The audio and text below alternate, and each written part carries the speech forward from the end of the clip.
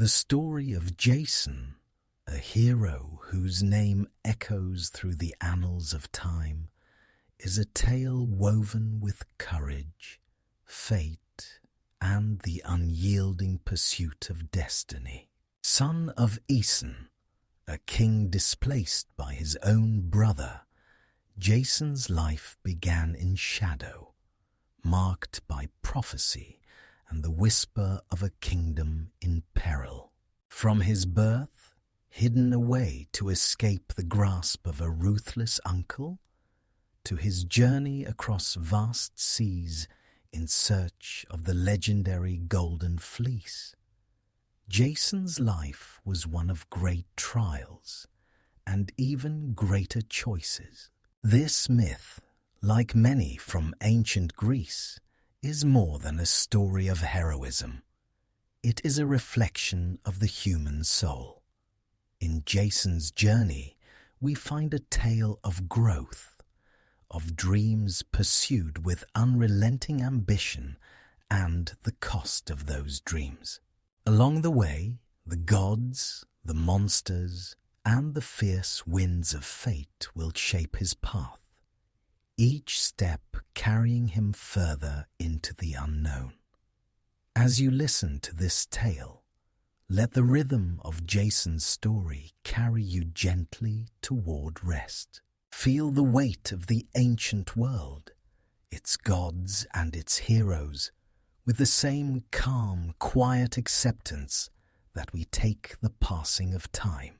Like the gentle waves of the sea, Jason's story unfolds slowly, giving way to reflection and, finally, peaceful slumber. If you enjoy these stories, please like and subscribe and let us know where you're watching from. Now, let us begin, quietly, with the birth of Jason, an event that set the stage for a hero's journey and for a destiny intertwined with the stars. The tale of Jason begins in the ancient land of Iolcus, where the winds whispered of great things to come. His father, Aeson, was the rightful king, a ruler beloved by his people, yet betrayed by his own brother, Peleus. Peleus, driven by greed and a thirst for power, had seized the throne, casting his brother into the shadows, never to see the light of kingship again. It was in the depths of this betrayal that the prophecy was spoken, one that would change the fate of Iolcus forever. A son would be born to Aeson, a child who would one day return to reclaim the throne. But Peleus, ever the opportunist, feared the day this prophecy would come true. In his heart, he knew that the birth of this child would signal his downfall. Desperate to ensure his reign, he acted swiftly. When Jason was born, the winds of fate had already begun to stir. His birth was not a quiet one, but a hidden one.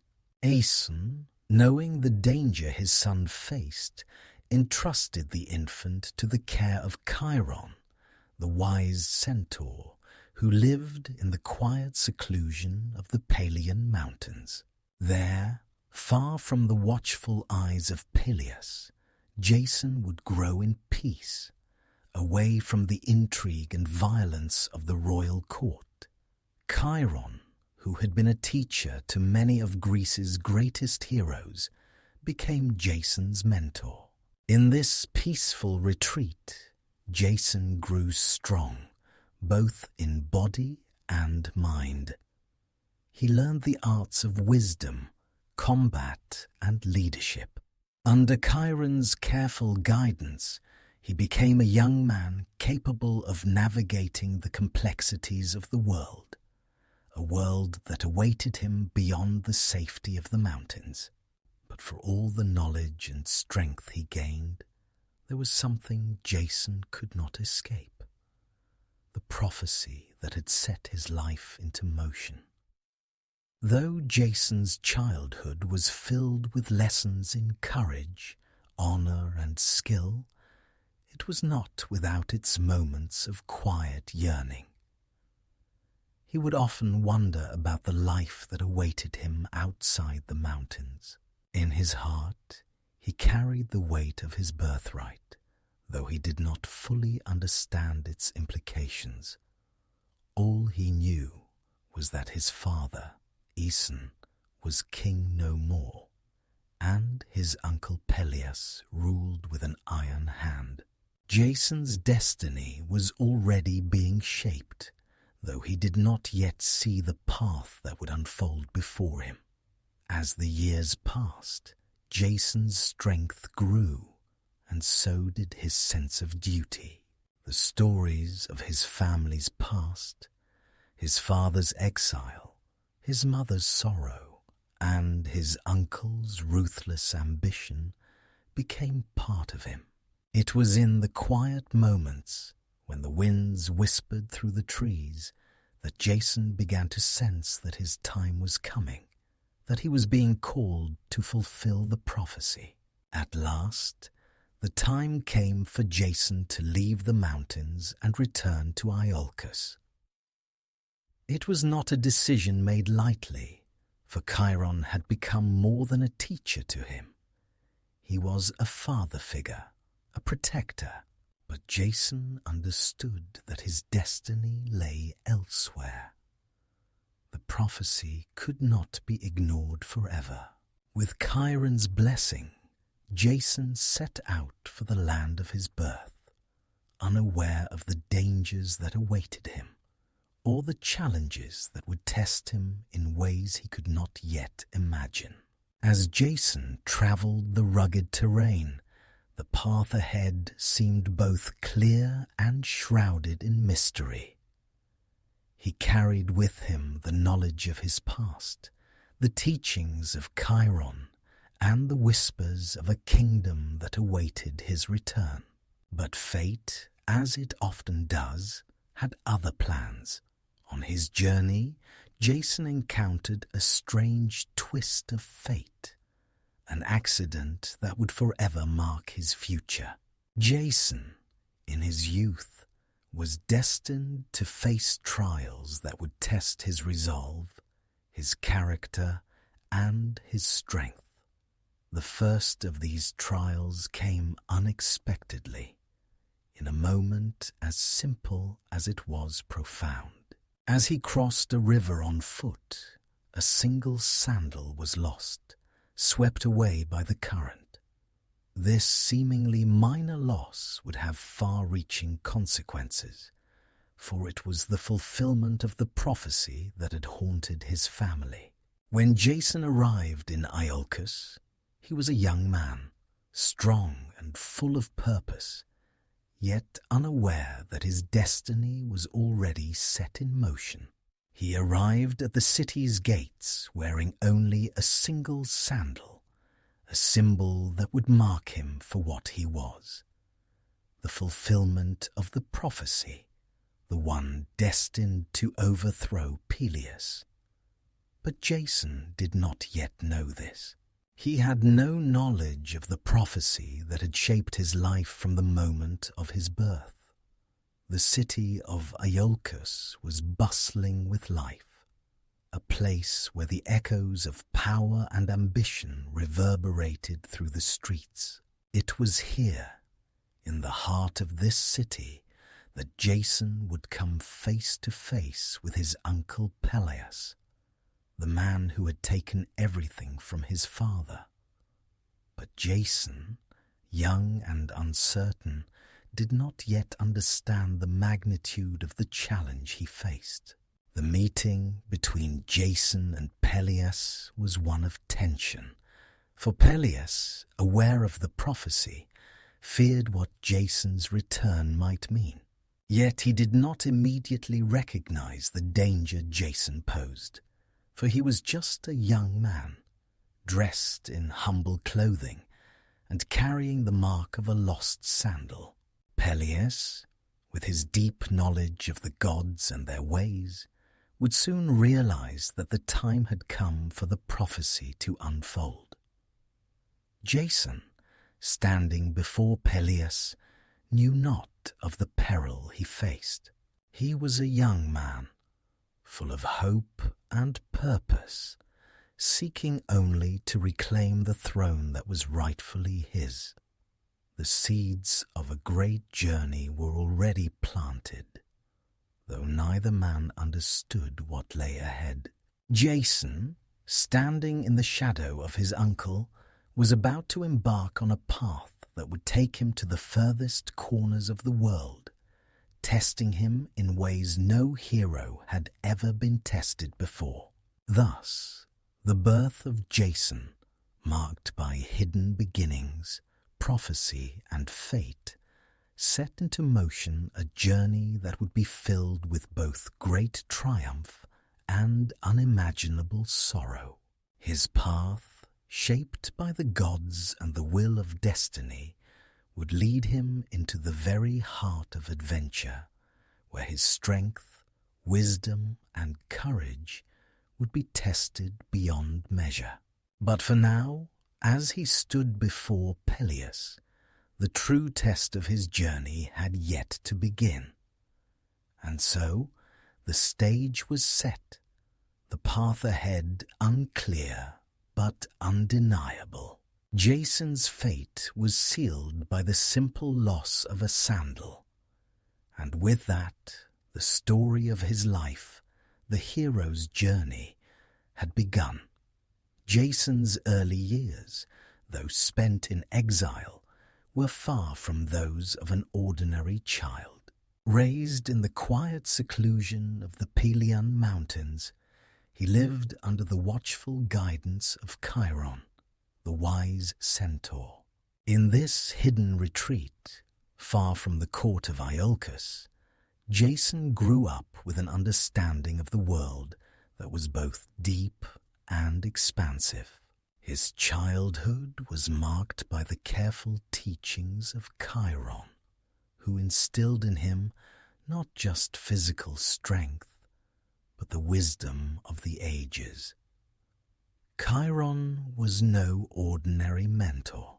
A creature of great knowledge and kindness, he had tutored some of the greatest heroes of Greece: Hercules, Achilles, and Asclepius.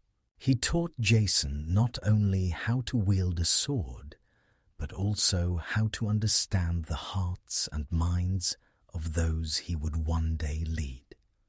The rugged mountain air and the serenity of the forest offered Jason a place to grow, not just in body, but in spirit. Here, away from the turbulence of royal politics and the ambition of his uncle Peleus, Jason's heart began to take shape, forging a destiny that would eventually be fulfilled. Under Chiron's care, Jason's education was as balanced as it was rigorous.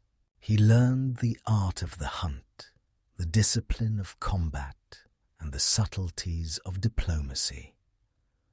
But perhaps most importantly, he learned the value of honor and the weight of responsibility. Jason was not only training to be a warrior, he was preparing to be a king. And the path that would lead him back to Iolcus, where he was to reclaim his birthright, began with the foundation laid in these quiet years in the mountains. Jason's days were spent learning the ways of the world. He became skilled in archery, the use of the spear, and the subtleties of strategy. But more than that, he was taught the nature of the gods. For Chiron, though a wise centaur, was deeply connected to the divine realm. The gods, in their many forms, were both distant and close, ever present in Jason's education. He learned that their will shaped the world, and he learned to respect their power. Yet he also understood that the gods were not always kind, and that fate could be a cruel companion.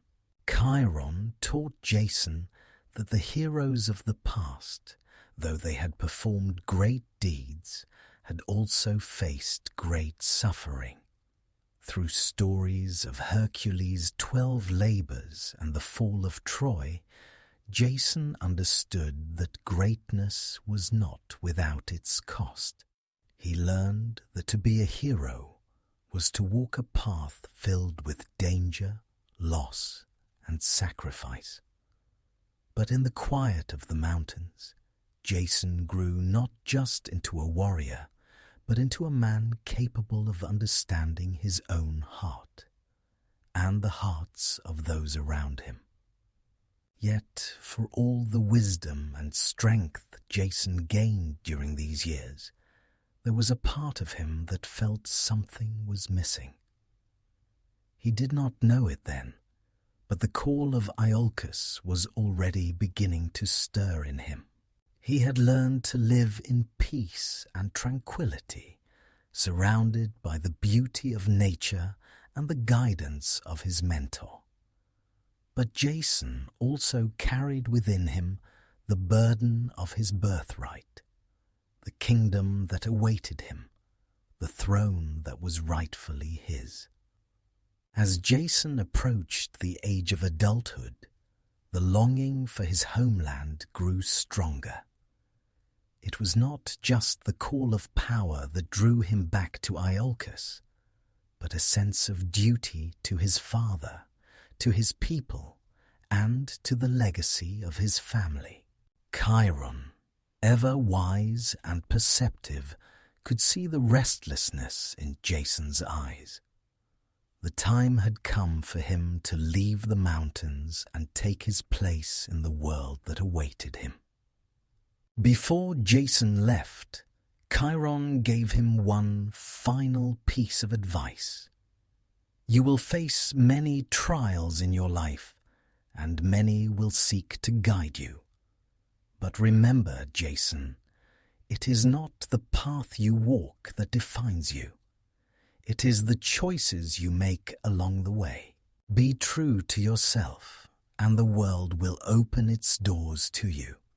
These words, spoken with the quiet certainty of a mentor who had seen the rise and fall of many heroes, stayed with Jason as he left the peaceful mountains behind. Though he had been raised away from the courts and intrigues of Iolcus, Jason was well aware of the growing tension surrounding his family. His father, Aeson, was a rightful king in exile, and his uncle, Peleus, ruled with a firm grip on the throne. Peleus, ever suspicious of the prophecy that foretold Jason's return, had lived in constant fear of the child who would one day overthrow him. Jason, however, did not know the full extent of the prophecy or the dangers that awaited him. He left the mountains with a heart full of purpose, though his path was still shrouded in mystery. As Jason approached Iolcus, he felt the weight of his destiny bearing down on him. His heart was filled with both excitement and apprehension. The world outside the mountains was filled with complexity and danger, and Jason knew he was untested. He had learned much from Chiron, but he had yet to face the challenges that would truly define him. Arriving at the gates of Iolcus, Jason stood before the city that had been his birthplace, yet felt as though it were a foreign land. The streets were bustling with life, but Jason's eyes were drawn to the towering palace where Peleus ruled. The prophecy that had shaped his life was now a living reality. He was the one who would confront Peleus, And though he did not yet know how, Jason's purpose had become clear. His journey had begun long ago in the hidden corners of the Pelion Mountains, and now it was about to unfold in ways he could not yet imagine. The road ahead would be fraught with danger, uncertainty, and the constant pressure of fulfilling a prophecy that had already defined his life. But as Jason walked through the gates of Iolcus, he was ready to face whatever challenges lay ahead, and to step into the destiny that awaited him. As Jason approached Iolcus, the ancient city that was once home to his father, his heart swelled with a mix of anticipation and uncertainty. He knew the time had come to face the truth of his lineage, to step into the role that had been laid out for him before his birth. But Jason, still young and untested, did not yet understand the full weight of the prophecy that had shaped his fate. He had heard the whispers of it, how it foretold the downfall of Peleus, his uncle, at the hands of a man who would come wearing one sandal. But he did not yet comprehend the depth of its meaning. The city of Iolcus was bustling with life when Jason arrived, but there was an air of tension that hung over the streets, as though the people were aware of something they could not quite name. The palace loomed in the distance, a symbol of Peleus's iron rule. Jason, with his simple garb and his single sandal, did not look like the man destined to bring about the fall of a king. Yet, even in his unassuming state, Jason was unmistakably the one whom the prophecy had spoken of. Peleus, for his part, had long feared the prophecy. He had heard the words of the oracle, "Beware the man who comes wearing one sandal. He is your undoing." The prophecy had haunted him for years, and when he saw Jason standing at the gates of Iolcus, a single sandal missing, he could not deny that the time had come. The threat that had once seemed distant was now before him, embodied in the young man who stood before him. When Jason first laid eyes on Peleus, he could not have known that this meeting would set in motion the events that would forever alter the course of his life. Peleus, seated on his throne, regarded his nephew with a mixture of suspicion and disdain. Jason, though unaware of the depth of the threat he posed, knew that this was the man who had taken his father's throne and kept him in exile. His heart stirred with a sense of justice, but he remained silent, awaiting the words that would begin the next phase of his journey. Peleus, wary of the young man's intentions, spoke first. "Who are you, and what is it you seek in my city?" he asked, his voice carrying the weight of authority. Jason, though young, stood tall before the king. He knew this was the moment that would define him. "I am Jason, son of Aeson, the rightful king of Iolcus," he declared, his voice steady. "I have come to reclaim the throne that is mine by birthright." Peleus's eyes narrowed, and a flicker of recognition passed over his face. The one sandal, the prophecy, it all came rushing back to him in that moment. But he did not show his fear. Instead, he saw an opportunity.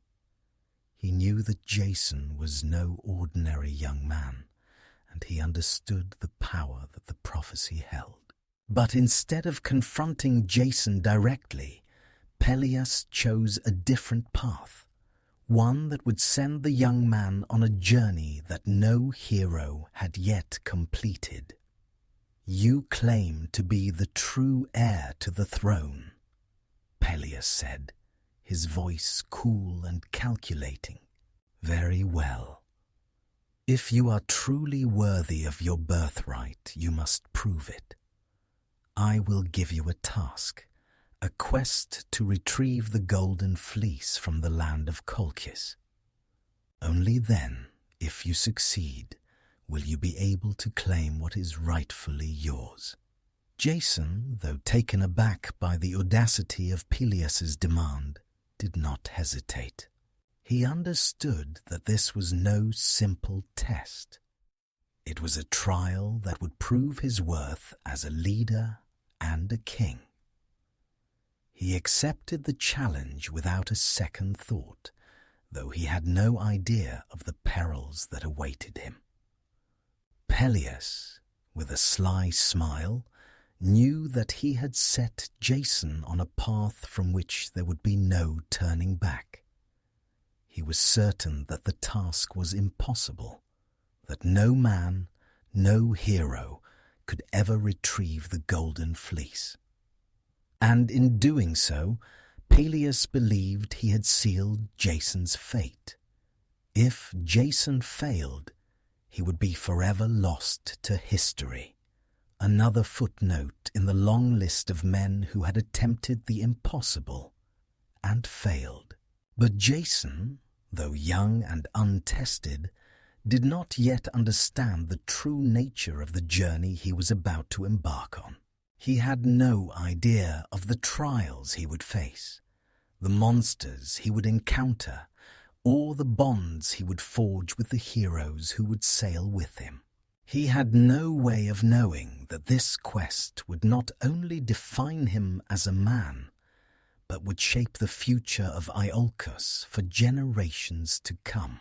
In the moments following his acceptance of the quest, Jason's heart swelled with a sense of duty and determination. He knew that he could not fail, not only for himself, but for his father, for his people, and for the kingdom that had been stolen from him. With a quiet resolve, he left Peleus's throne room, unaware of the forces that were already at work, both mortal and divine, that would shape his journey. As Jason prepared to gather the crew of heroes who would accompany him, Peleus sat back on his throne, a look of triumph in his eyes. He had set the wheels of fate into motion, and though he did not yet know it, he had begun the unraveling of his own destiny. Jason's journey had only just begun, but the prophecy that had haunted Peleus for so long was now set to unfold. And as the winds of fate carried Jason toward the distant land of Colchis, neither man could foresee the trials, the alliances, and the heartache that lay ahead. Jason's fate, like all the great heroes of myth, was sealed by the choices he would make in the coming days. The quest for the golden fleece would take him far from home, through the lands of gods and monsters, and would test him in ways that he could not yet imagine. But one thing was certain: the prophecy, once a distant whisper, had now become a living reality, and with it, Jason's journey had truly begun.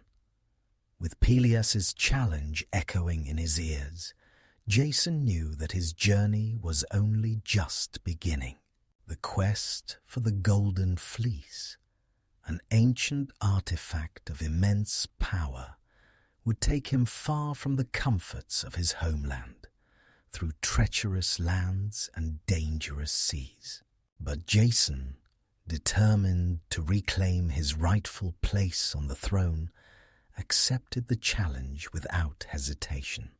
Little did he know, this journey would shape not only his own fate, but the fate of many others who would cross his path. Jason's first task was to assemble a crew of heroes, for he knew that no one man, no matter how brave, could succeed in such a perilous venture alone.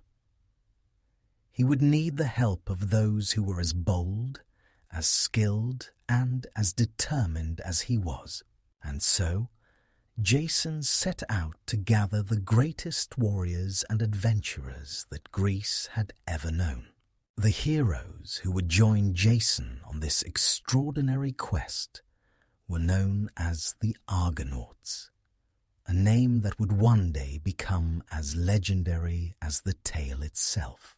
Among the first to answer Jason's call were Heracles, the mighty son of Zeus, famed for his strength and his 12 labors; Atalanta, the swift and fearless huntress; Orpheus, the musician whose music could charm the very hearts of beasts and men alike, and many others, each a hero in his or her own right. Together, they would form a fellowship that would carry them through the trials ahead.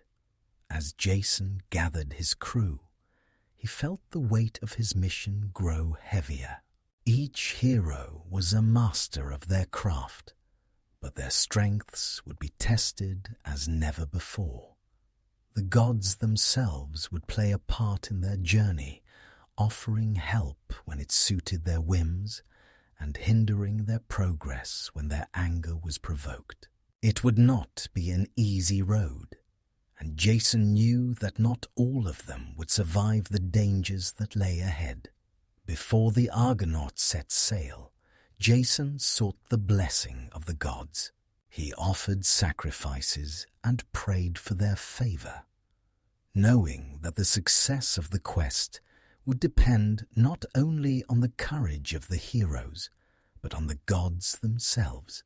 In particular, the goddess Athena, known for her wisdom and guidance, granted Jason the ship Argo, a vessel crafted with divine care, capable of withstanding the harshest of seas. With Athena's blessing, Jason and his crew were ready to embark on their epic journey. The first leg of their journey took them along the coast of Greece, where they encountered several challenges. The crew battled fierce storms and navigated treacherous waters, but nothing could deter their resolve. As they sailed further from home, Jason could feel the distance between him and Iolcus growing, and with it the burden of his destiny. The Golden Fleece was still far out of reach, and the road ahead was fraught with danger. But Jason remained resolute. His purpose was clear, and he would stop at nothing to fulfill the prophecy. Their first stop was the Isle of Lemnos, an island populated entirely by women who had been abandoned by their husbands. These women had turned their backs on men, vowing never to trust them again. Yet Jason and his crew, though wary, found themselves welcomed by the women of Lemnos. Their leader, Hypsipyle, greeted them with both caution and curiosity, unsure of what these strange men were doing on their island. The Argonauts spent several days on Lemnos, finding respite from their journey and forging bonds with the women of the island. Jason and Hypsipyle shared long conversations, speaking of their shared sense of loss and the responsibilities they bore for their people. Despite the tension that lingered between the men and women, Jason sensed that they had found an unexpected ally in the women of Lemnos. They gave the Argonauts food, shelter, and advice, helping them prepare for the challenges that lay ahead. After their time on Lemnos, the Argonauts continued their voyage, heading toward the next stage of their journey. Their course would take them through the perilous waters of the Black Sea, where danger awaited at every turn. They encountered strange creatures, battled monstrous foes, and faced trials that tested their strength, wits, and resolve. But through it all, Jason remained the leader, guiding his crew with wisdom and determination. Each new challenge they faced brought them closer to their goal, and Jason began to feel that his destiny was not just a distant prophecy. It was now unfolding before him. One of the most significant encounters on their journey came when they reached the land of the Doliones. Here, Jason and his crew were met with confusion and misfortune. In a moment of tragic misunderstanding, the Argonauts were caught in a battle with the Doliones, resulting in the deaths of several of their own. It was a bitter reminder that not all of their encounters would be as straightforward as they had hoped. This was the first real test of Jason's leadership, and though the crew managed to overcome the conflict, it was clear that their journey would not be without its losses. But Jason, though shaken by the events, pressed on. He knew that the quest for the Golden Fleece was not a simple errand. It was a mission that would demand everything from him and his crew. As they sailed further into unknown waters, Jason began to understand that the trials ahead would not only shape their physical strength, but would test their very souls. Through it all, Jason's resolve remained steadfast. He had no choice but to continue. The Golden Fleece awaited him, its golden threads a symbol of power, glory, and the future of Iolcus. But as the journey continued, Jason realized that the path to greatness was never simple. It was fraught with peril, loss, and the constant reminder that heroes were made not by their victories alone, but by the way they faced the darkness and the unknown. As the Argonauts sailed onward, they knew that they were drawing closer to Colchis, the land where the Golden Fleece was kept. But they also knew that the greatest challenges lay ahead, the trials that would define their journey and, in the end, determine whether they would succeed or fall. As Jason and the Argonauts sailed further into uncharted waters, the weight of their quest began to settle in. They had left the familiar shores of Greece far behind, crossing into realms where the gods themselves wove the threads of fate. The Argo, their mighty ship, carried them forward, its timbers strengthened by the divine hands of Athena herself. The vessel was both a marvel of craftsmanship and a symbol of hope, a beacon that guided the Argonauts through the stormy seas and darkened skies. The ship's name, Argo, was as strong as the resolve of the crew who sailed it. Each member of the fellowship brought their own skills, their own strengths, and their own story to the journey. Together, they formed a brotherhood of extraordinary individuals, each hero contributing to the collective strength of the crew. But despite their combined talents, it was Jason who held the mantle of leadership, for it was his destiny that had bound them together. Among the Argonauts were some of the greatest heroes of Greece, each with their own legendary status. Heracles, the son of Zeus, was known for his immense strength and his many labors. Atalanta, the fierce huntress, was famed for her swiftness and precision with the bow. Orpheus, the musician whose melodies could charm even the wildest of beasts, joined them with the gift of his music, a reminder that sometimes the greatest power lies in the subtle forces of the world. Then there was Orpheus's companion, the seer Phineus, whose knowledge of the future would help guide the Argonauts through the trials that awaited them. These, and many others, each hero with his or her own skills, flaws, and motivations, came together on the Argo, forging a unity that would carry them through even the darkest of times. But for Jason, the journey was not merely about the strength of his fellow Argonauts. It was a test of his own resolve, of his ability to lead, not just in battle, but in the face of uncertainty, fear, and loss.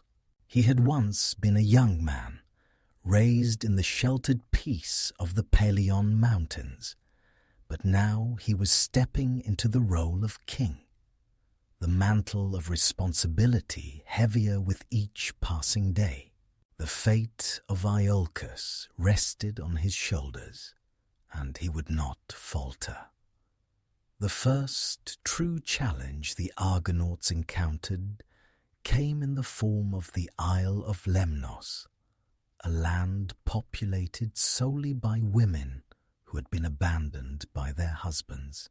These women, isolated from the world of men, had become fierce warriors in their own right, rejecting the traditional roles of their sex. They were survivors, and in their eyes, Jason and the Argonauts were strangers, men who had crossed into their realm with unknown motives. Upon landing on the shores of Lemnos, Jason and his crew found themselves greeted by Hypsipyle, the queen of the island. She was strong, independent, and wary of the strangers who had arrived. Yet, despite the tension that lingered between the men and the women, Jason felt a deep connection to the people of Lemnos. They, too, had been betrayed, abandoned by those they loved and trusted. Their struggle mirrored his own, for both were exiles in different forms. Over time, the Argonauts forged an uneasy but lasting alliance with the women of Lemnos, receiving food, shelter, and guidance as they continued their journey. This brief respite would not last long, for the Argonauts knew that the real dangers lay ahead. The journey was only beginning, and the road to Colchis was filled with obstacles beyond their imagination. After departing from Lemnos, the Argonauts sailed onwards, only to be met with more trials, each more formidable than the last. As they journeyed further into the unknown, the seas grew increasingly treacherous. They encountered powerful storms, monstrous creatures, and hostile lands, all of which seemed determined to turn them away from their goal. Yet, despite the dangers, the Argonauts remained resolute. Each obstacle they faced only served to strengthen their resolve. Their bond as a crew grew deeper, and Jason's leadership became more assured with each passing day. One of the most terrifying encounters occurred when they reached the land of the Doliones. Here, the Argonauts, unaware of the native people's customs, found themselves in a deadly conflict. In the darkness of the night, they were attacked by the Doliones, who mistook them for enemies. A fierce battle ensued, and though the Argonauts were victorious, the cost was high. In the aftermath of the battle, they discovered that they had inadvertently killed some of their own, leading to a deep sense of guilt and sorrow among the crew.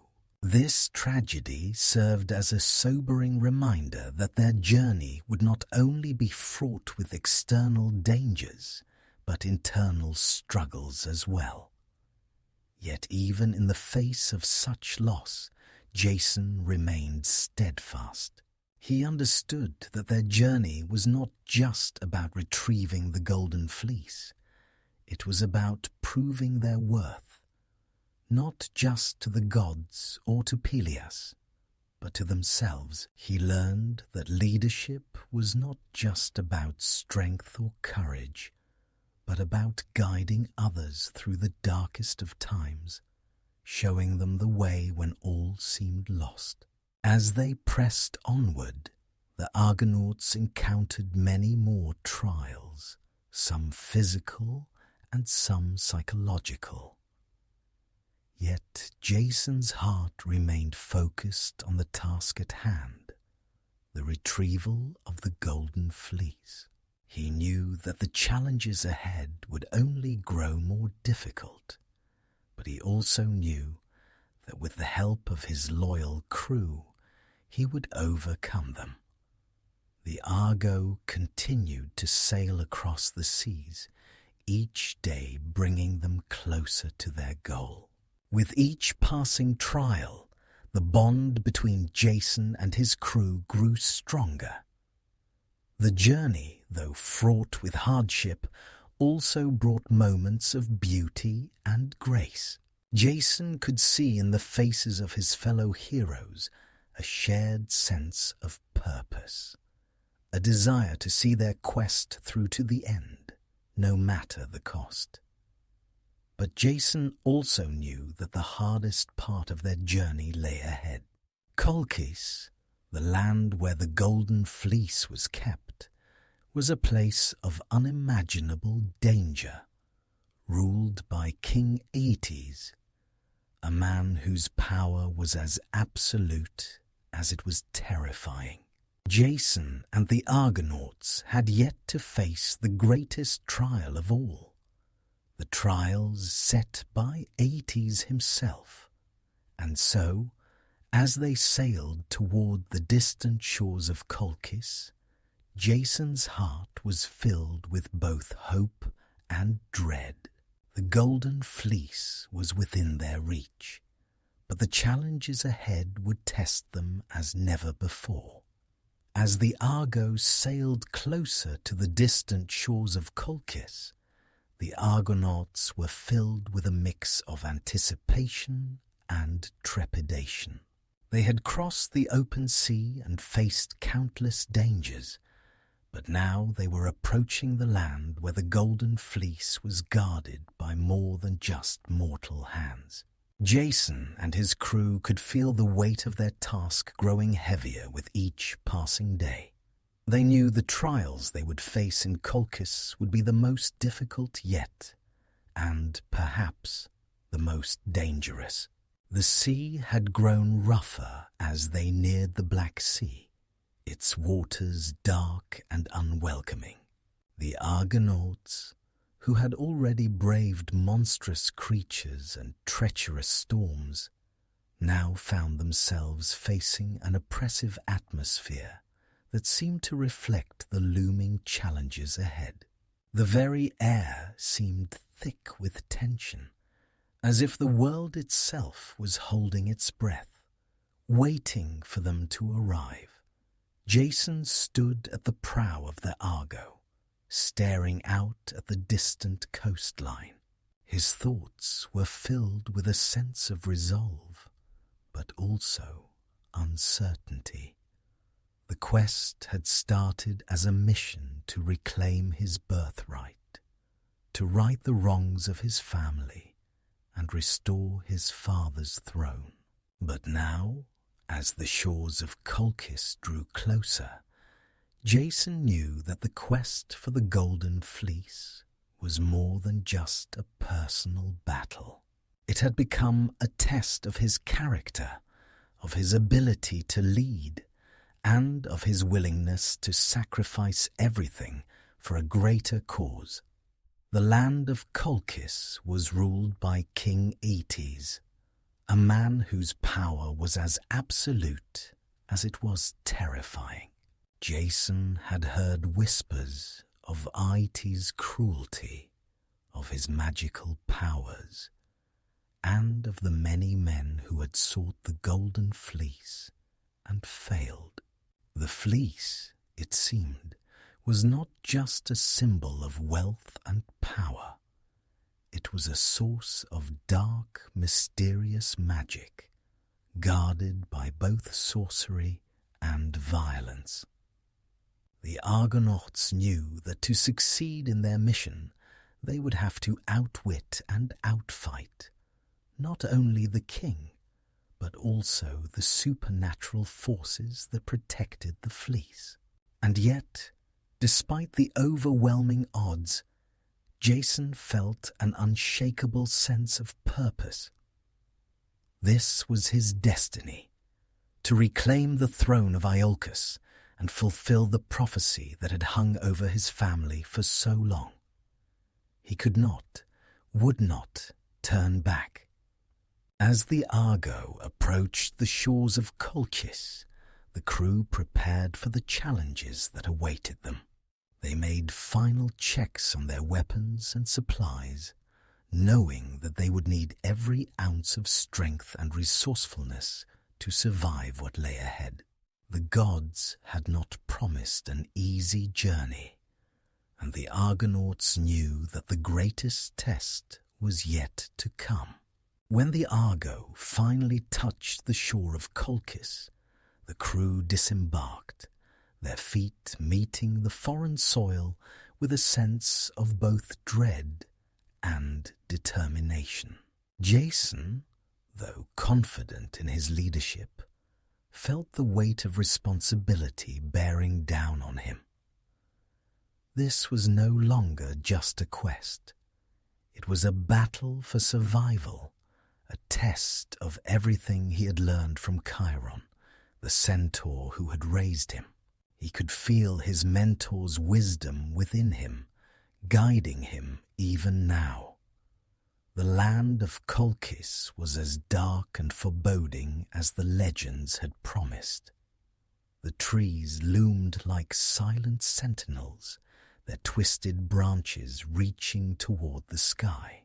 The air was thick with an eerie silence, broken only by the occasional cry of a distant bird. The Argonauts moved cautiously, aware that danger could strike at any moment. They had come to claim the Golden Fleece, but they were now intruders in a land where even the gods tread carefully. As Jason and the Argonauts made their way toward the palace of King Aetes, they encountered their first trial, the mighty river that flowed through the heart of Colchis. The river was wide and fast-moving, its waters dark and churning with the energy of the land.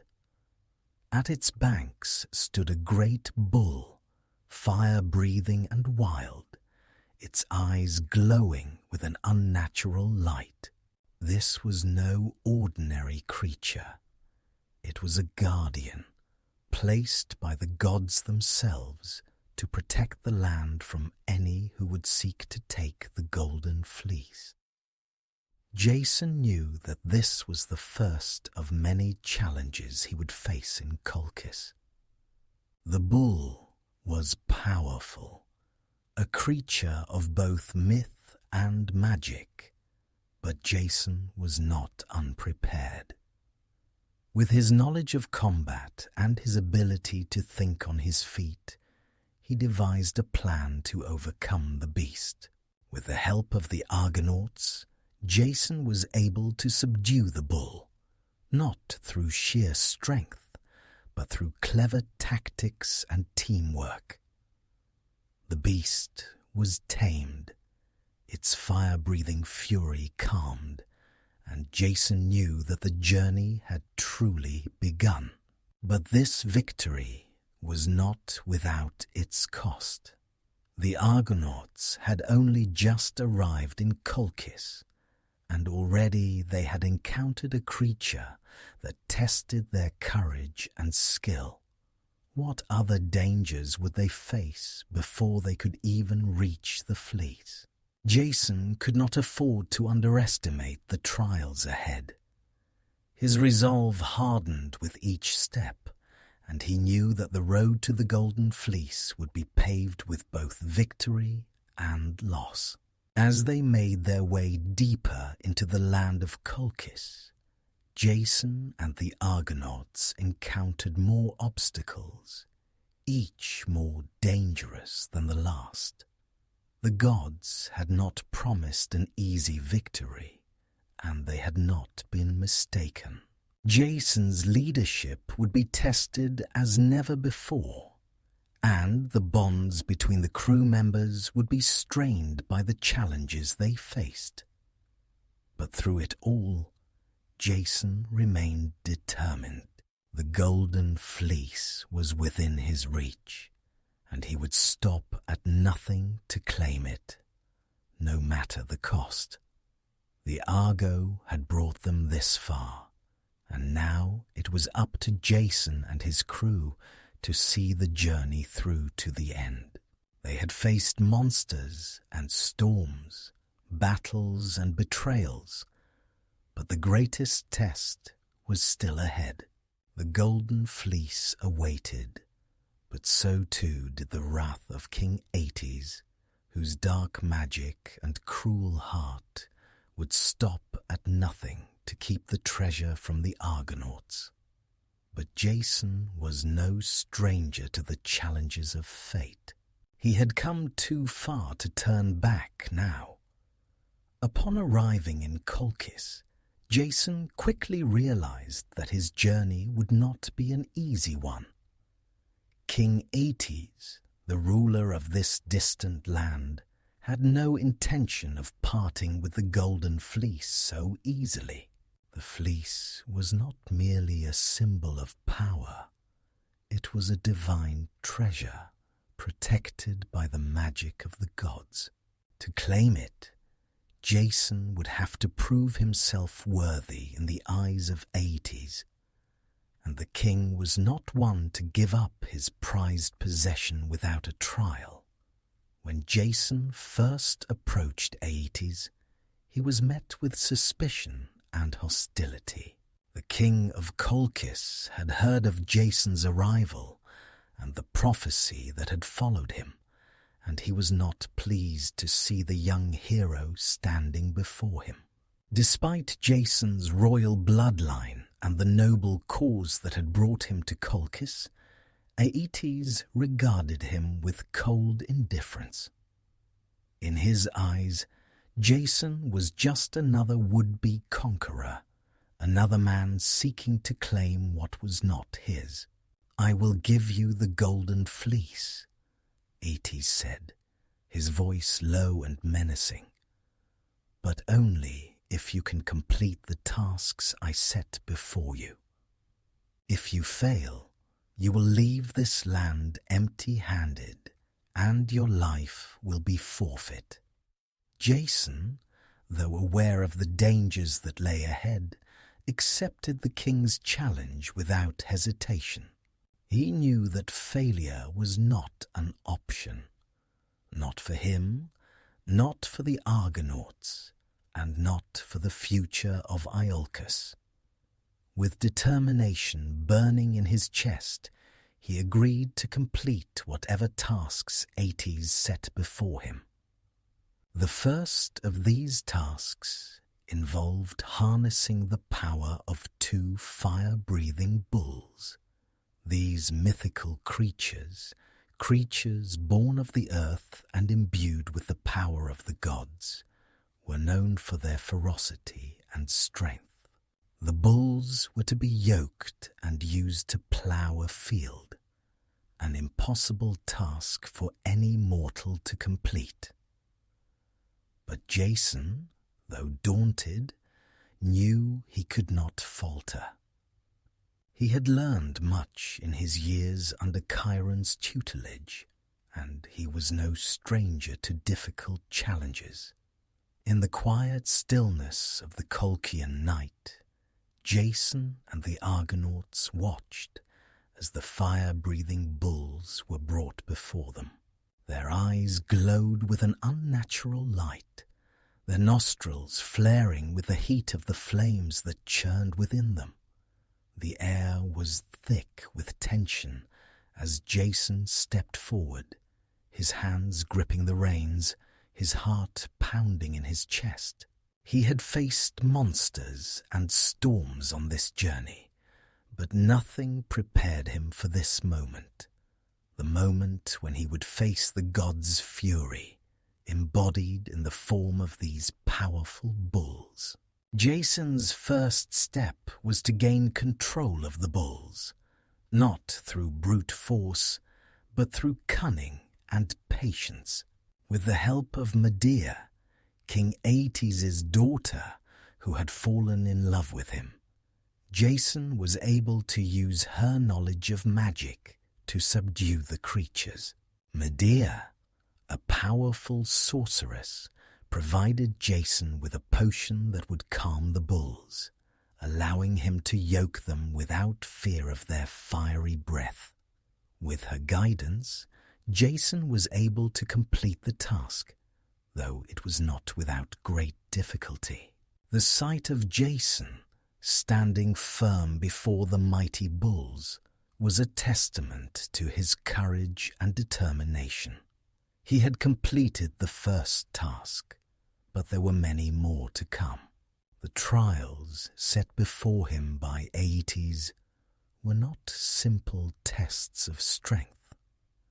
They were challenges that would test the very core of his character. And Jason knew that the road ahead would only become more difficult. The second task required Jason to sow the field with dragon's teeth, a magical substance that would grow into an army of warriors. This was a task designed to break him, for the dragon's teeth would bring forth fierce soldiers, warriors who would not stop until they had destroyed Jason and his crew. The dragon's teeth were guarded by a fearsome serpent, a creature whose gaze could freeze men in their tracks. The serpent was a guardian of the fleece, and it was Jason's challenge to overcome it and take the dragon's teeth. With Medea's guidance, Jason was able to defeat the serpent, though it was no easy feat. The creature was cunning, and it attacked with speed and ferocity. But Jason, relying on his wit and his strength, was able to outmaneuver the serpent and take the dragon's teeth. With the teeth in hand, he sowed them in the soil of Colchis, and from the earth an army of warriors sprang forth. These soldiers, born from the teeth of the dragon, were fierce and unstoppable. But Jason, having learned from Chiron's teachings, knew how to handle them. He instructed his men to fight with strategy, not strength, and they succeeded in defeating the army that had risen from the earth. But as Jason stood victorious, having completed the second task, he knew that the hardest challenge was still ahead. The final trial would be the most dangerous, the most treacherous, a test of his courage, his leadership, and his will to succeed. The golden fleece, the prize he had come so far to claim, was still guarded by a terrible force, a dragon that never slept, whose eyes burned with the fury of the gods. To claim the fleece, Jason would have to defeat the dragon and take the treasure from the tree where it was hung.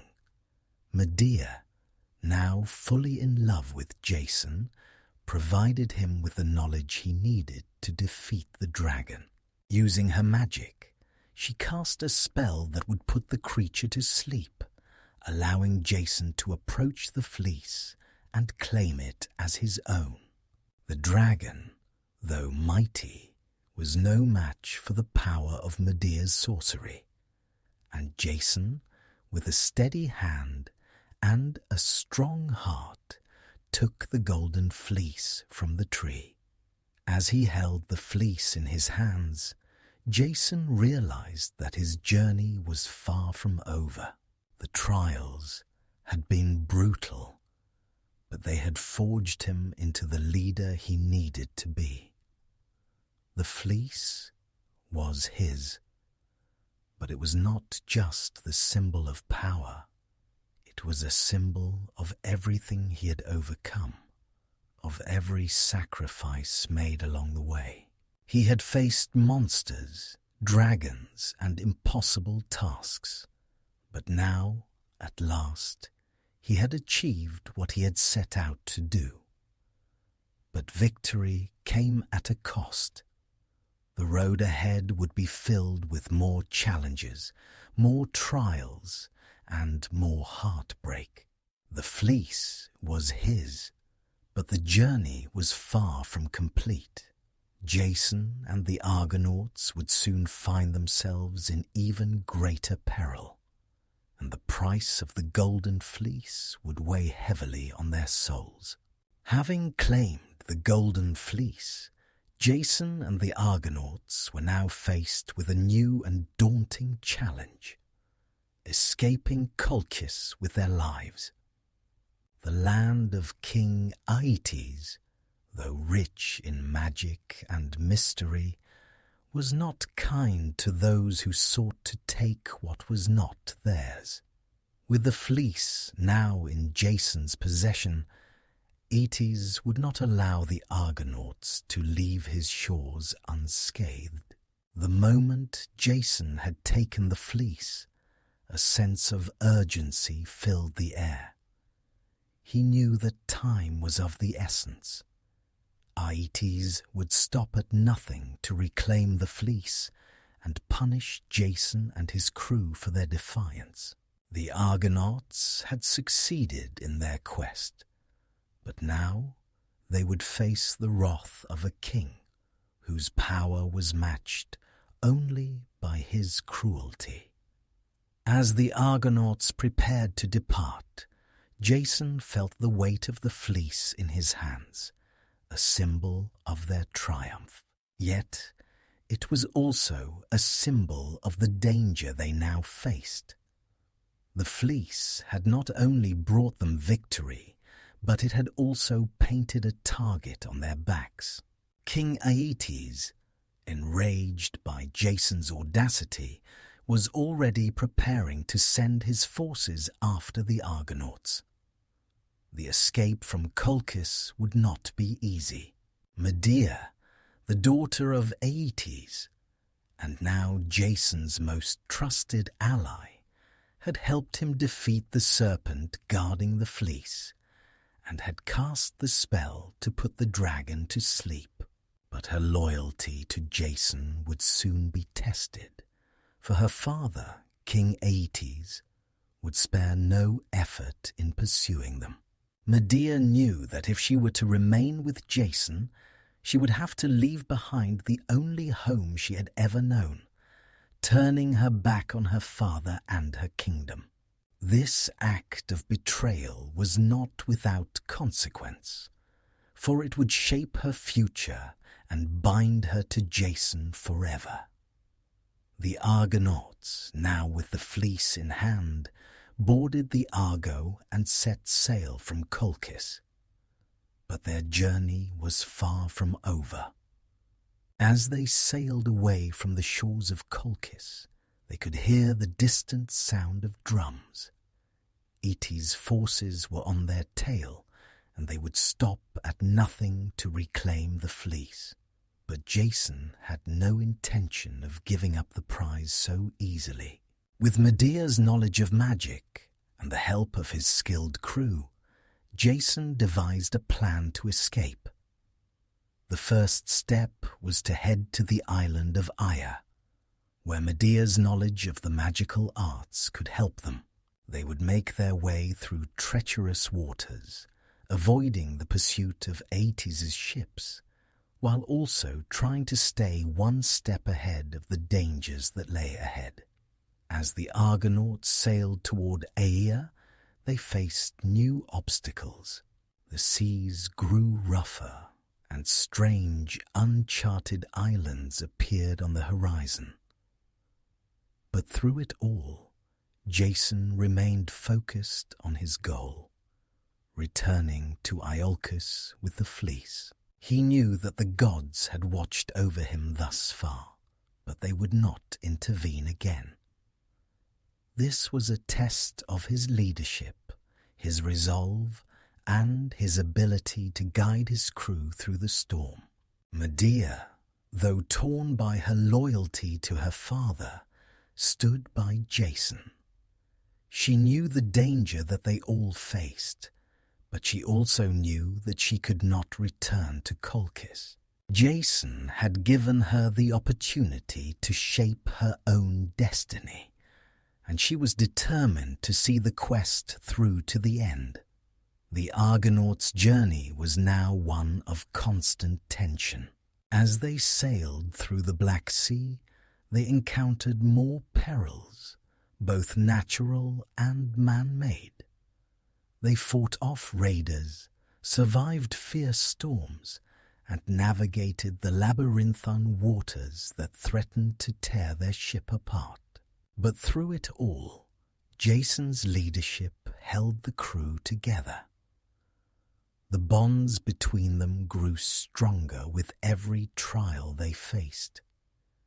Each day brought them closer to their goal, but also closer to the unknown dangers that lay ahead. One of the most dangerous obstacles they faced was the pursuit of Aeetes' forces. The king had sent his best warriors and ships after them, determined to recapture the fleece and punish Jason and his crew for their audacity. The Argonauts, though weary and outnumbered, refused to be intimidated. They fought back with everything they had, using their wits, strength, and cunning to outmaneuver Aeetes' forces. The sea became a battleground, with both sides locked in a deadly pursuit. But it was Medea who played a crucial role in their escape. With her powerful magic, she was able to delay the pursuit and protect the Argonauts from the relentless attacks of Aeetes' forces. She cast spells to confuse their enemies, summoned storms to hinder their progress, and used her knowledge of the gods' ways to keep them one step ahead.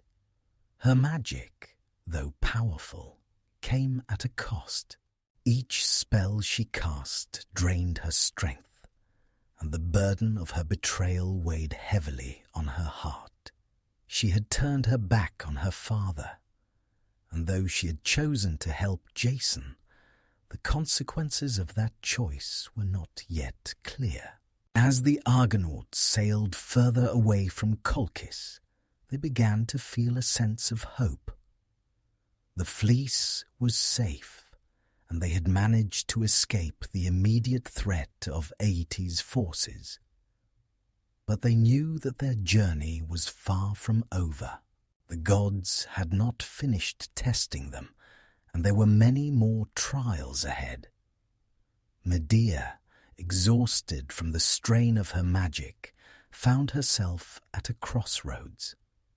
She had helped Jason claim the Golden Fleece, and now she had helped him escape Colchis. But what would happen next? Would Jason keep his promise to her? Would their bond endure the trials that still awaited them? These questions lingered in Medea's mind as she stood beside Jason, looking out at the endless horizon. The escape from Colchis was only the beginning of a new chapter in Jason's journey. With the fleece in hand and the gods watching from afar, Jason and the Argonauts now faced the uncertain future that awaited them. Would they make it back to Iolcus? Would they be able to reclaim the throne? And what of Medea, who had given up everything for love and loyalty? Only time would tell, for the true test of Jason's leadership and his destiny had only just begun. After narrowly escaping the wrath of King Aeetes and his soldiers, Jason and the Argonauts found themselves once again sailing into uncharted waters. The golden fleece, now secured, was within their grasp, yet the dangers they faced were far from over. Their journey, already fraught with peril, seemed to hold an unspoken promise that each new day would bring a fresh challenge. Their path first led them to the island of the Dorleones, a peaceful people known for their hospitality. It was a brief yet significant stop, a place where Jason and his crew could rest, refuel, and recover from the harrowing escape from Colchis. The Dorleones, under the leadership of King Cyzicus, greeted the Argonauts with warmth and kindness. Jason and his crew were given food, shelter, and an opportunity to replenish their supplies. But the calm that enveloped the island of the Dorleones was short-lived, for an unforeseen tragedy soon struck. The Argonauts, exhausted from their journey and still riding the adrenaline of their close call with Aeetes' forces, were too weary to be on guard. It was a time of relative peace, a lull that would quickly turn to chaos. One fateful night, after the Argonauts had celebrated their brief respite with the Dorleones, a terrible misunderstanding led to a tragic confrontation. A violent storm arose, shrouding the island in darkness, and the Dorleones, misled by the confusion of the storm, believed that the Argonauts were invaders rather than allies. In the thick of the storm, the Dorleones mistook the Argonauts for enemy forces, and the two sides clashed in a brutal, deadly battle. Jason, who had not expected such an outcome, found himself caught in the midst of the chaos. With his crew on the defensive, he quickly realized the disastrous consequences of the battle. As the storm raged around them, the battle between the Argonauts and the Dorleones became a tragic spectacle of confusion and bloodshed. The violence only ceased when the storm subsided and the truth became clear. The Argonauts were not invaders. They were weary travelers seeking refuge, but by then the damage was done. Many lives had been lost in the fray, and the Argonauts were left to pick up the pieces. The Dorleones, once a peaceful people, were now mourning their own dead, while the Argonauts had been forced to confront the reality of their actions. It was a sobering moment for Jason, a reminder that even the best intentions can be shattered by fate. No one could have anticipated the tragic outcome, and no one could undo the harm that had been done. In the aftermath of the battle, Jason stood among the ruins, his heart heavy with guilt. He had led his crew into a battle they had never intended to fight, and now they had to face the consequences. The Doliones, though they had acted out of fear and confusion, had been their hosts, offering their hospitality in good faith. To repay that kindness with violence was a blow to Jason's honor, a mark on the reputation of the Argonauts. King Cyzicus, the ruler of the Doliones, had been among those killed in the battle, and his loss was deeply felt by both sides. In the days that followed, Jason and the Argonauts worked alongside the survivors to bury the dead and make amends for the tragedy that had unfolded. Despite the violence and the bloodshed, Jason's heart remained focused on the journey ahead. The quest for the Golden Fleece had already cost them dearly, and this loss weighed heavily on him. It was here, on the shores of the Doliones, that Jason was reminded of the complexities of leadership and the harshness of fate. His resolve, already tested by the trials of Colchis, was now stretched to its breaking point. The weight of the lives lost, the people he had come to know, even briefly, hung over him like a dark cloud. The war that had raged within him, between the hero he sought to become and the man he feared he might be, intensified. The Argonauts, though grieving for their fallen comrades, knew that they could not stay on the island of the Doliones forever. Their quest was not yet complete. The Golden Fleece, though safely in their possession, had brought with it a series of trials that had shaken their confidence and tested their unity. The Argonauts were weary, physically, emotionally, and spiritually. But Jason's leadership kept them moving forward. His heart, though burdened with guilt, never wavered. He had taken on the mantle of leadership, and he would carry it through to the end, no matter the cost. As they left the island behind, Jason could feel the weight of the tragedy still pressing on him. The Argonauts, though they had been victorious in their quest for the fleece, were not untouched by the events that had unfolded. Jason knew that the journey ahead would only become more challenging. The land of Colchis, though left behind, was still a shadow over them, and the gods were watching their every move.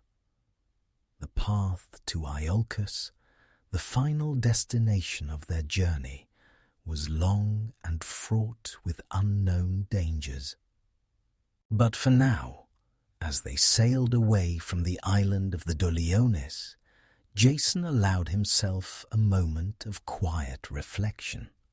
The journey had tested him in ways he had never expected. The loss of life, the confusion, the tragedy. It was all part of the hero's path, a reminder that greatness did not come without sacrifice. The Argonauts would continue their journey, but the weight of what they had experienced would remain with them, shaping their future choices. Jason stood at the bow of the Argo, looking out at the vast, dark sea before him.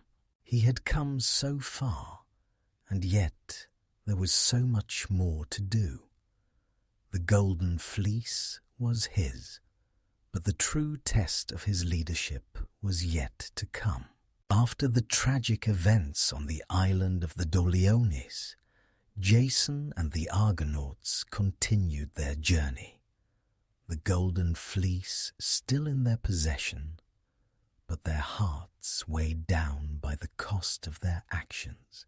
The voyage was far from over, and the path ahead was filled with uncertainty. But they pressed on, for they knew that the road to Iolcus and ultimately to Jason's destiny lay ahead. As they sailed through the rugged shores of Thrace, the crew encountered an unexpected twist in their journey. It was here, near the wind-swept cliffs, that they encountered a man named Phineus, a blind prophet who had long been tormented by the Harpies. These winged creatures, sent by the gods to torment Phineus, would steal his food and leave him in an endless state of suffering. The prophet's plight was well known in the region, and the Argonauts, always willing to lend aid, decided to help him. Phineus, though blind, sensed the arrival of the Argonauts, and though his eyes could no longer see, his heart recognized their presence. When they approached, he welcomed them, his voice filled with a mixture of gratitude and despair. He had suffered greatly at the hands of the Harpies, and in return for their help, he offered to provide the Argonauts with crucial information about the dangers they would face in the coming days. "Help me," Phineus pleaded, his voice filled with quiet desperation, "and I will tell you what lies ahead. I will guide you through the perils of the sea, and I will show you the path that will lead you to your destiny." Jason, ever the leader, nodded in agreement. They had faced much in their journey already, but the prophecy and the golden fleece were still at the forefront of their minds. They could not afford to overlook anything that could help them succeed. But Phineus's torment was not easily alleviated. For years, the Harpies had plagued him, swooping down and stealing his food whenever he tried to eat. The creatures were known for their speed, their viciousness, and their power.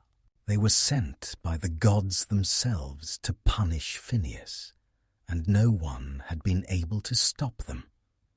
It was then that Jason realized the true nature of the task before them. To free Phineus from the torment of the Harpies, the Argonauts would need to face these dreadful creatures and put an end to their cruel reign. Jason turned to his crew, his voice calm but resolute. "We must help this man. His knowledge could be vital to our journey, and it is the right thing to do." The Argonauts, ever loyal to their captain, agreed. They knew that they could not continue on their quest without ensuring Phineus's safety, and so they set about devising a plan to rid him of the Harpies once and for all. With the guidance of Phineus, Jason and his crew set out to confront the winged creatures. They prepared themselves for battle, knowing that they would need to be quick and decisive. The Harpies were known for their speed, and any hesitation could spell disaster. As they waited near the cliffs, the sound of the Harpies' wings filled the air.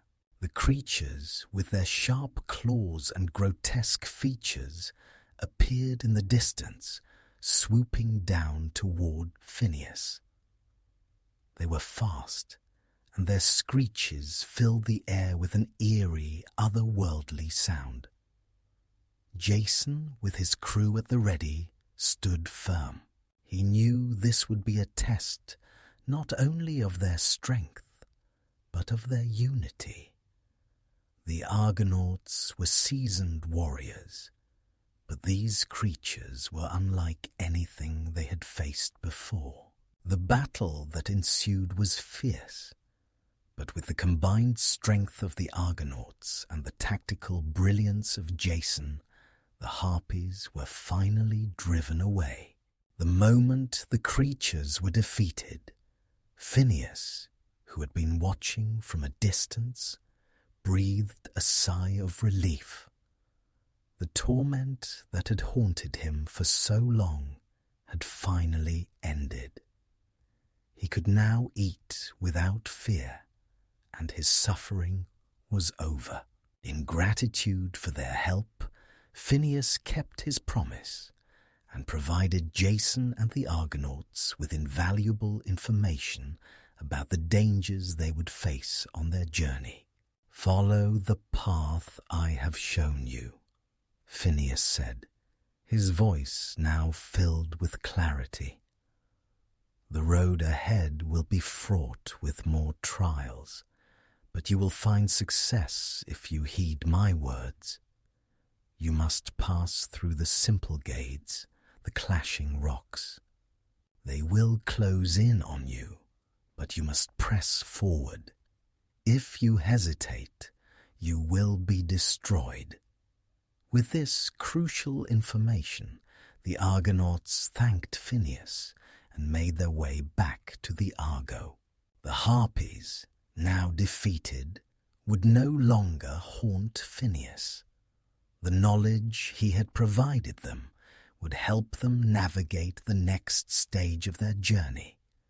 But Jason knew that the path ahead was still fraught with danger. As they sailed away from the cliffs of Thrace, Jason reflected on the events that had unfolded. The defeat of the Harpies had been a victory, but it was also a reminder of the complexities of their quest. They had been tested in ways they had not anticipated, and yet they had prevailed. The journey to Colchis had been only the beginning. There was still much to be done, and many more trials to face. But Jason, ever resolute, knew that he could not afford to look back. The Golden Fleece was still theirs, but the challenges of fate would continue to test them. The next trial, the simple Gades, loomed ahead. The clashing rocks would not be easily overcome.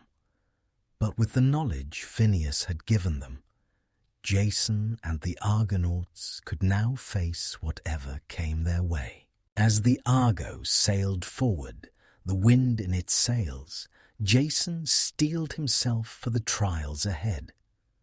His resolve was unshaken, and the path to Iolcus, to his destiny, was still before him.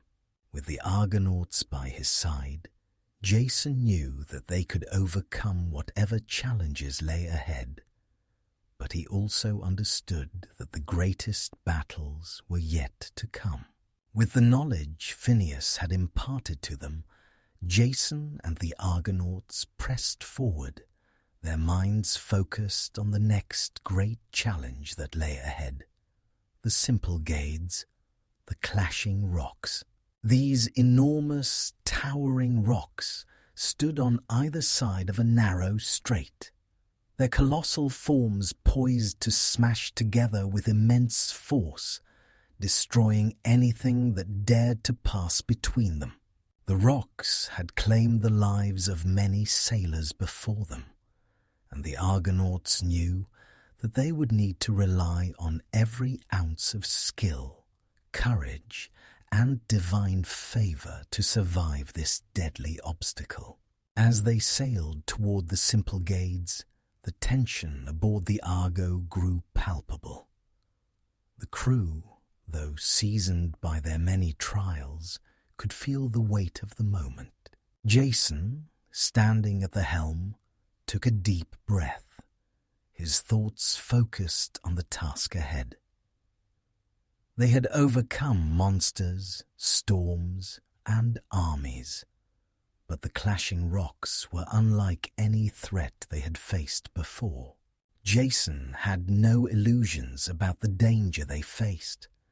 If they faltered, even for a moment, they would be crushed by the merciless rocks. Medea, who had guided them through so many trials already, stood by Jason's side. Her magic had protected them in the past, but now, more than ever, she knew that the gods themselves would have to intervene. The simple Gades were a challenge beyond mortal power, a force of nature that no amount of strength or skill could overcome without divine intervention. The gods had watched over them thus far, but now it was clear that their favor would be put to the ultimate test. As the Argo neared the strait, the massive rocks loomed ahead, their jagged surfaces sharp as the teeth of some ancient mythical creature. The air seemed to grow heavier, charged with an unseen force, as if the very heavens were holding their breath in anticipation. Jason could feel the presence of the gods, the weight of their expectations pressing down on him. Phineas's warning echoed in his mind. You must not hesitate. If you do, the rocks will crush you. Move swiftly and trust in your ship. The Argo was made for this moment. Jason knew that the key to surviving the simple Gades was speed. The rocks would only stay open for a brief moment, and if they didn't pass through quickly enough, they would be trapped, crushed, and their journey would end in an instant. But it was not just speed they needed. They also needed precision. The rocks were unpredictable, moving with a force that could not be calculated. The slightest miscalculation could send them to their doom. With a steady hand, Jason steered the Argo toward the gap between the rocks. The crew, knowing what was at stake, prepared themselves for the swiftest and most dangerous maneuver they had yet attempted. Heracles, Atalanta, and the other warriors stood ready, their weapons at hand, their eyes fixed on the task ahead. Orpheus, the great musician, had been silent throughout the journey, but now he spoke with quiet resolve. "We move together as one," he said, his voice calm but strong.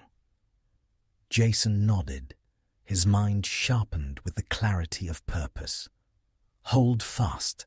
We move now." With that, he gave the order, and the Argo surged forward, slicing through the waters toward the gap between the simple Gades.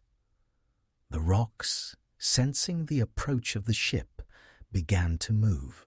The immense walls of stone, once stationary, slowly shifted, their massive forms closing in on the ship like the jaws of a giant beast.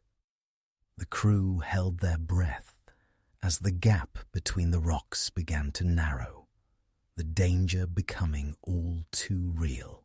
The roar of the approaching rocks filled the air, a deafening sound that seemed to shake the very earth beneath them. Jason's heart raced, his mind calculating the perfect moment to steer the Argo through the gap. He could feel the presence of the rocks, like a storm gathering on the horizon. And yet, he knew that he had no choice but to trust in the Argo, and in the gods who had blessed the ship with such power. Just as the rocks began to close in, Jason shouted, "Now!" With a swift motion, he turned the wheel, guiding the Argo through the narrow gap between the rocks. For a moment, everything seemed to slow.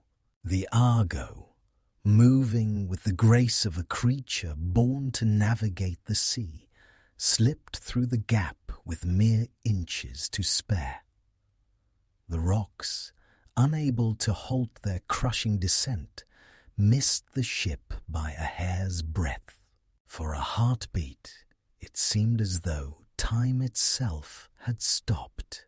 The Argo passed through the Symplegades, and the rocks, in their fury, collided with such force that the sound of their impact echoed across the sea. A great wave rose in their wake, but the Argonauts, breathing a collective sigh of relief, knew that they had made it. As the Argo sailed free from the grasp of the Symplegades, the crew cheered, their spirits lifted by the triumph. Jason, though exhausted, felt a surge of pride. They had done it. They had passed the clashing rocks, the most formidable obstacle of their journey. But Jason knew that this victory, though significant, was but a momentary reprieve. The journey ahead was still fraught with danger. They had escaped one peril, but others would soon arise. The golden fleece was still in their possession, but the gods, fickle and unpredictable, had not yet finished testing them. The crew, though elated by their success, understood that they could not afford to relax. The Symplegades had tested their courage, their resolve, and their unity. But their journey was far from over. Jason's mind turned toward the next challenge, the next obstacle that awaited them. They had passed through the rocks, but the true test of their strength had yet to come. As the Argo sailed onward, the horizon before them stretched out into the unknown. They had survived the Symplegades, but the road to Iolcus, to Jason's destiny, was still long and filled with uncertainty. The gods, the monsters, and the challenges of fate awaited them, and Jason knew that only through strength, wisdom, and unity could they hope to reach the end of their journey. With the Symplegades now behind them, Jason and the Argonauts sailed toward Iolcus, the city of Jason's birth and the place he had longed to return to. The journey had been long and filled with trials, and though they had claimed the Golden Fleece, they knew that the hardest part of their journey was not yet over. Their arrival in Iolcus would mark the end of a quest that had begun with a prophecy and had been shaped by sacrifice, heroism, and the hand of fate. As the Argo approached the shores of Iolcus, the tension aboard the ship was palpable.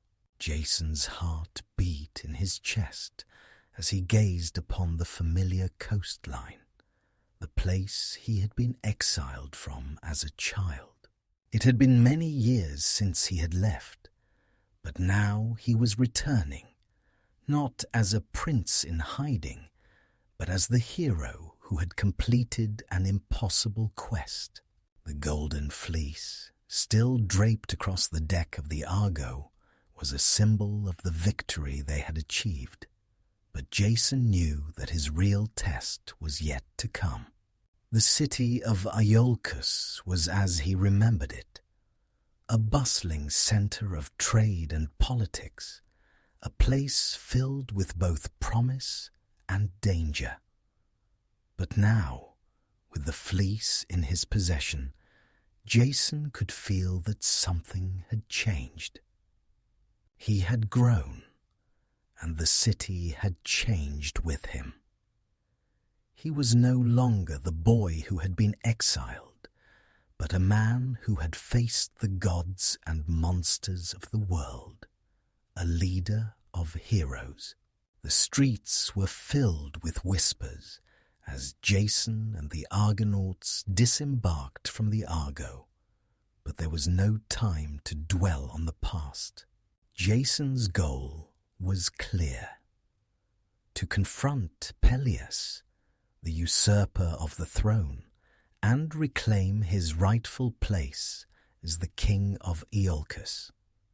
But as Jason walked through the streets of Iolcus, he could not shake the feeling that something was amiss. The people greeted him with open arms, but there was an undercurrent of unease, a tension that Jason could not ignore. He had come to confront Peleus, but he was not sure what to expect. The prophecy, which had guided him from the beginning, was now a living reality, and he knew that Peleus would stop at nothing to hold onto the throne. Peleus, upon hearing of Jason's return, did not greet him with the joy of a reunited family. Instead, he watched from the shadows, ever wary of the nephew who had come to claim what was rightfully his. Peleus, though a usurper, was not a fool. He knew that Jason would not return to Iolcus without a purpose, and he feared the consequences of that purpose.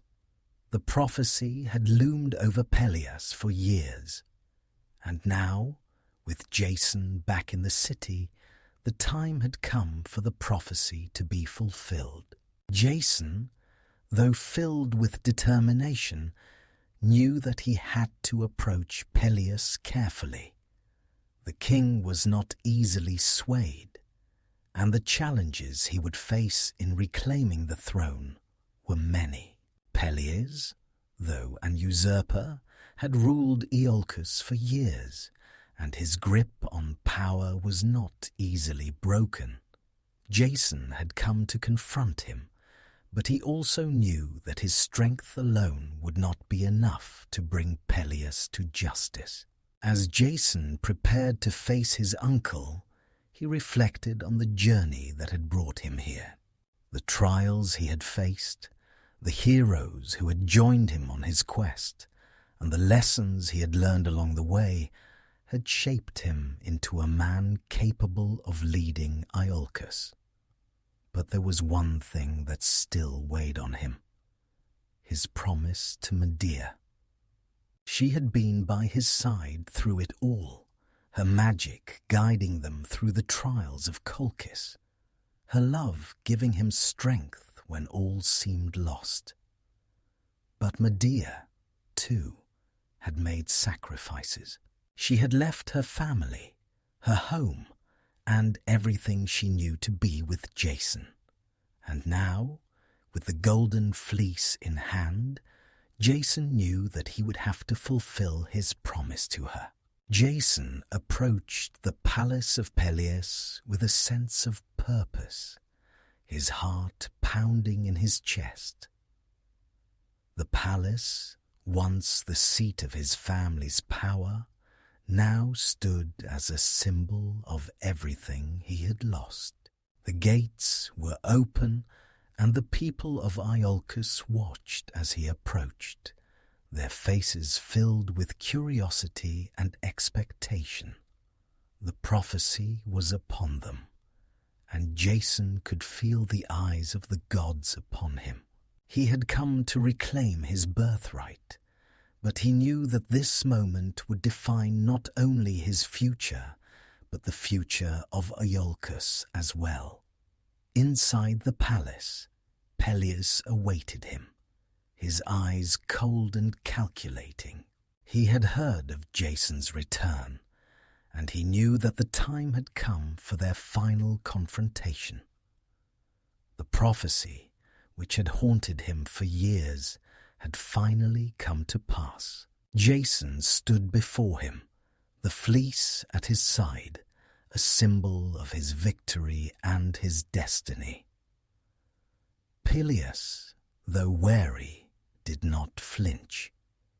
He had ruled Iolcus for years, and he would not give up his throne without a fight. "Jason," Peleus said, his voice tinged with both pride and fear, "you have returned, but you have not come as a prince. You have come as a man who has completed impossible tasks, who has defied the gods themselves. What is it you seek from me?" Jason stood tall, his voice steady and firm. "I seek what is rightfully mine," he said. "The throne of Iolcus belongs to my father, Aeson, and to me. You have taken it from us for too long. It is time for you to step aside." The tension in the room was thick. Peleus, though unwilling to yield, could see that Jason was no longer the boy he had once known. The quest had changed him, shaped him into something more than just a man. He had become a symbol, a hero, and a force that could no longer be ignored. Jason's eyes never left Peleus as he spoke. "You have ruled with fear and cruelty, but no longer. The time has come for Iolcus to be free." The confrontation between Jason and Peleus, uncle and nephew, was a moment of destiny, a moment years in the making. Jason, having returned to Iolcus with the golden fleece in hand, stood before his uncle with a quiet but unyielding resolve. Peleus, seated upon his throne, a symbol of power he had held for so long, was now forced to face the inevitable. The prophecy that had haunted him for so many years had finally come to pass. Peleus, though outwardly calm, could feel the weight of the situation pressing down upon him. He had ruled Iolcus for years, a tyrant with the throne stolen from Jason's father, Aeson. But now, with Jason standing before him, the prophecy that foretold his downfall seemed closer than ever. Peleus had done everything in his power to prevent this moment, but he knew that he was now powerless against the will of fate. "I should have known," Peleus said, his voice low, filled with both resentment and reluctant acceptance. "You've come for what is rightfully yours. But what makes you think I will simply step aside?" Jason, though filled with a deep sense of justice, knew that words alone would not be enough to change Peleus's heart. The man before him was not one who could be reasoned with. He had shown time and time again that power, once seized, was not easily relinquished. And yet, Jason felt that his duty was not just to himself, but to his people. The kingdom of Iolcus had suffered under Peleus's rule, and it was time for that suffering to end. Jason's gaze did not waver as he spoke. "I do not seek your throne for my own gain, Peleus. I seek it to restore what you have stolen from my family, from the people of Iolcus. You have ruled with cruelty, with fear, and it ends now." Peleus scoffed at Jason's words. "And what will you do, boy? You think that you can take this throne by force, by the power of a stolen fleece? You think that your so-called prophecy will grant you victory?" Jason, now standing before his uncle in the great hall, knew that this was a moment of great importance, not just for him, but for the future of Iolcus. He could not back down. The weight of his father's legacy rested on his shoulders, and the fate of his people was in his hands. "It's not the prophecy that grants me victory," Jason said, his voice steady and strong. "It is the truth. You have no right to rule, Peleus. You have deceived the people. You have stolen what was never yours to take. I will not let you destroy this kingdom any longer." In that moment, Jason realized that the final confrontation between him and Peleus would not be won by words alone. Peleus, ever stubborn and prideful, would not surrender without a fight. And Jason, though filled with righteousness, knew that he would have to bring an end to this tyranny once and for all. The people of Iolcus, who had long suffered under Peleus's rule, now stood outside the palace, waiting to see how this conflict would unfold. The prophecy had loomed over them for years, a dark cloud that promised change, but none knew whether that change would be for better or worse. They had lived in fear of Peleus, and now they watched as Jason, the son of Aeson, stood before the king, ready to claim his birthright. But what Jason did not know, and what neither he nor the people of Iolcus could have anticipated, was the dark magic that still clung to Peleus's reign. Peleus, knowing that his end was near, had one final trick to play. He turned to his daughters, who had long been loyal to him, and made them an offer they could not refuse. "You see, Jason," Peleus said, a sinister grin spreading across his face, "it's not just the prophecy that will bring your downfall. It's my daughters. They will ensure that you never sit upon this throne." With a dark twist of fate, Peleus's daughters, under his influence and blinded by their loyalty to their father, were manipulated into carrying out his final wish.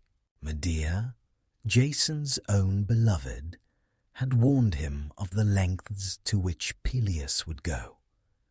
But even she could not have foreseen the horrors that were to come. Peleus's daughters, believing that they were doing what was best for their father, went to the extreme measure of murdering him in a twisted and cruel way. They believed they could restore his youth and strength, but instead they unwittingly hastened his demise. His death was a slow, painful one, a tragic end for the man who had long held the throne in his iron grip. When Jason learned of the death of his uncle, he was filled with a mixture of shock, anger, and sorrow. He had come to Iolcus to reclaim his birthright and to restore justice, but he never anticipated that the price of his victory would be so steep. Peleus, though a tyrant, was still family, and his death left Jason with a bitter sense of guilt and loss. Yet, in the end, Jason knew that the throne of Iolcus was now rightfully his. The people, though grieving the tragic circumstances of Peleus's death, understood that Jason's claim to the throne was just, and that under his leadership the kingdom could begin to heal. As Jason ascended to the throne of Iolcus, he knew that this was not the end of his journey.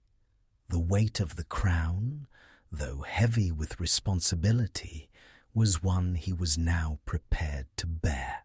But the sacrifices made along the way, his betrayal by his uncle, the tragic death of Peleus, and the pain Medea had suffered, would stay with him. Jason was not just a hero. He was a man who had faced the forces of fate, the gods, and the darkness of his own family to reach this point. With the throne of Iolcus now rightfully his, Jason stood on the precipice of a new chapter in his life. He had achieved what many thought impossible. He had reclaimed his birthright, defeated his enemies, and returned from the depths of danger with the golden fleece in hand. And yet, as he stood at the summit of his success, Jason could not shake the feeling that the road ahead would not be as peaceful as he had hoped. Though the kingdom of Iolcus was his once more, the personal cost of his journey was becoming ever clearer. Among the many sacrifices Jason had made to achieve this victory, the most profound and the most painful was the one he had made for love, the sacrifice of Medea. Medea, the powerful sorceress who had helped him through the trials of Colchis and had aided him in obtaining the golden fleece, had once been Jason's greatest ally, his greatest love. She had given up everything, her home, her family, and her kingdom, to stand by him, to help him fulfill his destiny. In return, Jason had promised her marriage and a future by his side. But now, as he ascended the throne of Iolcus, he began to understand that the promises he had made to Medea were not as easily fulfilled as he had once believed. Jason, now king, had been swept up in the responsibilities of leadership. His mind was consumed with the duties of ruling Iolcus, with the challenges of rebuilding the kingdom, and with the need to secure his throne. He had promised Medea that she would be by his side, but the demands of ruling a kingdom left him little time for the woman who had stood by him through so much. Medea, who had once been a fierce and devoted ally, now found herself caught in the quiet tragedy of a broken promise. The love she had given to Jason, her loyalty, her sacrifices, all seemed to fade as Jason became more consumed with the weight of his crown. His eyes, once filled with love for her, now seemed distant, focused on matters that she could not share. Medea had given him everything, her magic, her heart, her very soul. But Jason's attention had turned elsewhere. The tension between them grew as the days passed. Medea, once a woman of great power and purpose, now found herself feeling increasingly isolated in a kingdom she had helped him build. Jason, in his pursuit of kingship, had failed to see the growing emptiness in Medea's heart. She, who had once been a driving force in his life, was now left to watch as the man she loved became a distant king, his affection for her fading with every passing day. Medea's heart, torn between her love for Jason and the betrayal she felt, began to twist in ways that even her great magic could not undo. She had helped Jason claim the throne, but in return he had given her nothing but neglect. She had believed that their love would carry them through the trials, that they would rule together, side by side. But instead, she found herself abandoned, her sacrifices for him fading into the silence of the royal palace. And so, Medea began to change. The woman who had once been filled with compassion, with a deep love for Jason, now became something darker, something more vengeful. The passion that had once burned brightly in her heart turned into bitterness, into a cold desire for revenge. She had given everything for Jason, and now, in the face of his neglect, she would take back what she had lost, even if it meant destroying everything she had built. Her heart hardened, and the magic that had once been a force for good now became a tool for destruction. Medea, the sorceress who had once protected Jason, now turned her formidable powers against him. She began to weave a web of vengeance, a web that would ensnare Jason and the children they had once dreamed of raising together. Her grief, her anger, and her pain fueled her magic, and with every spell she cast, she moved further away from the woman Jason had once loved. Medea's actions, though rooted in her heartbreak, would soon lead to the unthinkable. Driven by the belief that Jason had betrayed her, she would take a dark and tragic step, one that would forever mark her in the annals of history. She would murder their children, the innocent lives they had created together, in a final act of vengeance against the man who had turned his back on her. The consequences of Medea's wrath would be felt not only by Jason, but by the kingdom of Iolcus itself. The bloodshed that followed her actions would haunt Jason for the rest of his life, a reminder of the cost of his ambitions and the price of his neglect. Medea, once the love of his life, had become the embodiment of the darkness that could arise from broken promises, from unheeded pain, and from the relentless pursuit of power.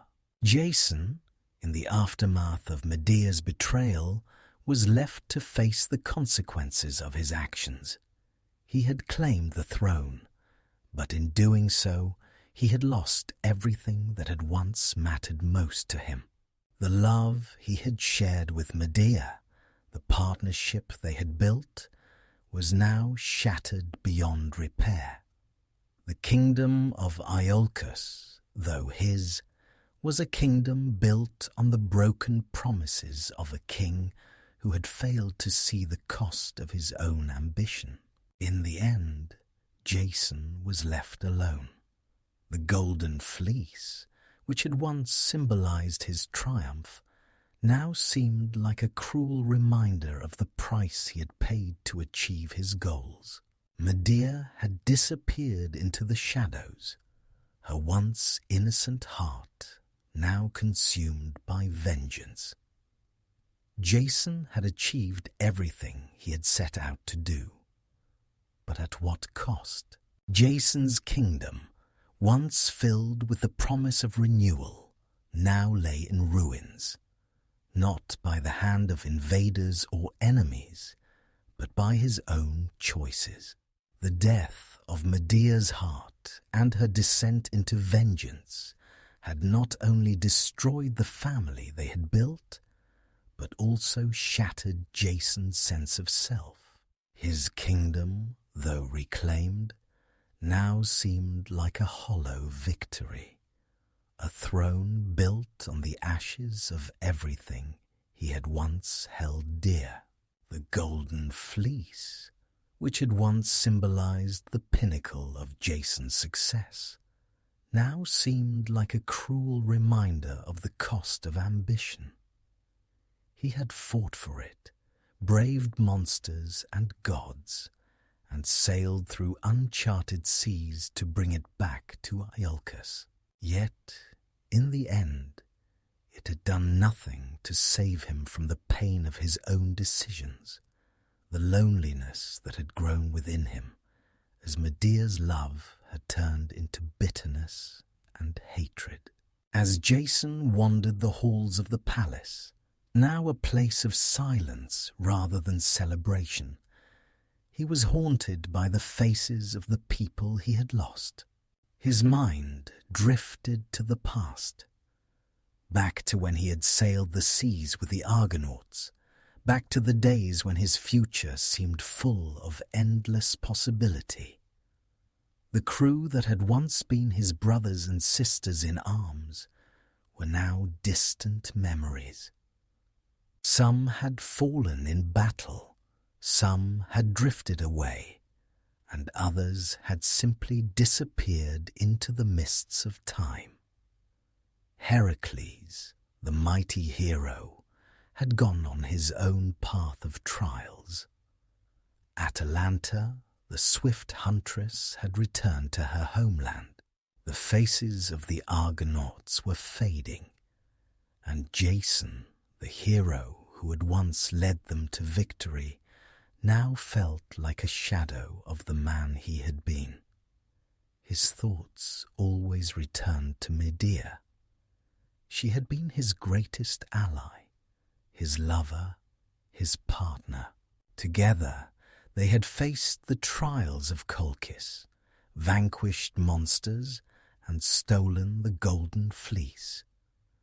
But now, the woman who had once loved him was a spectre, a distant memory of a time when everything seemed possible. The life they had dreamed of together had crumbled, and in its place was nothing but regret. Medea's wrath, which had burned so fiercely, had left its mark on Iolcus as well. Her actions had forever scarred the land, and her betrayal had destroyed the very foundation of Jason's rule. His people, who had once cheered his return, now whispered behind his back.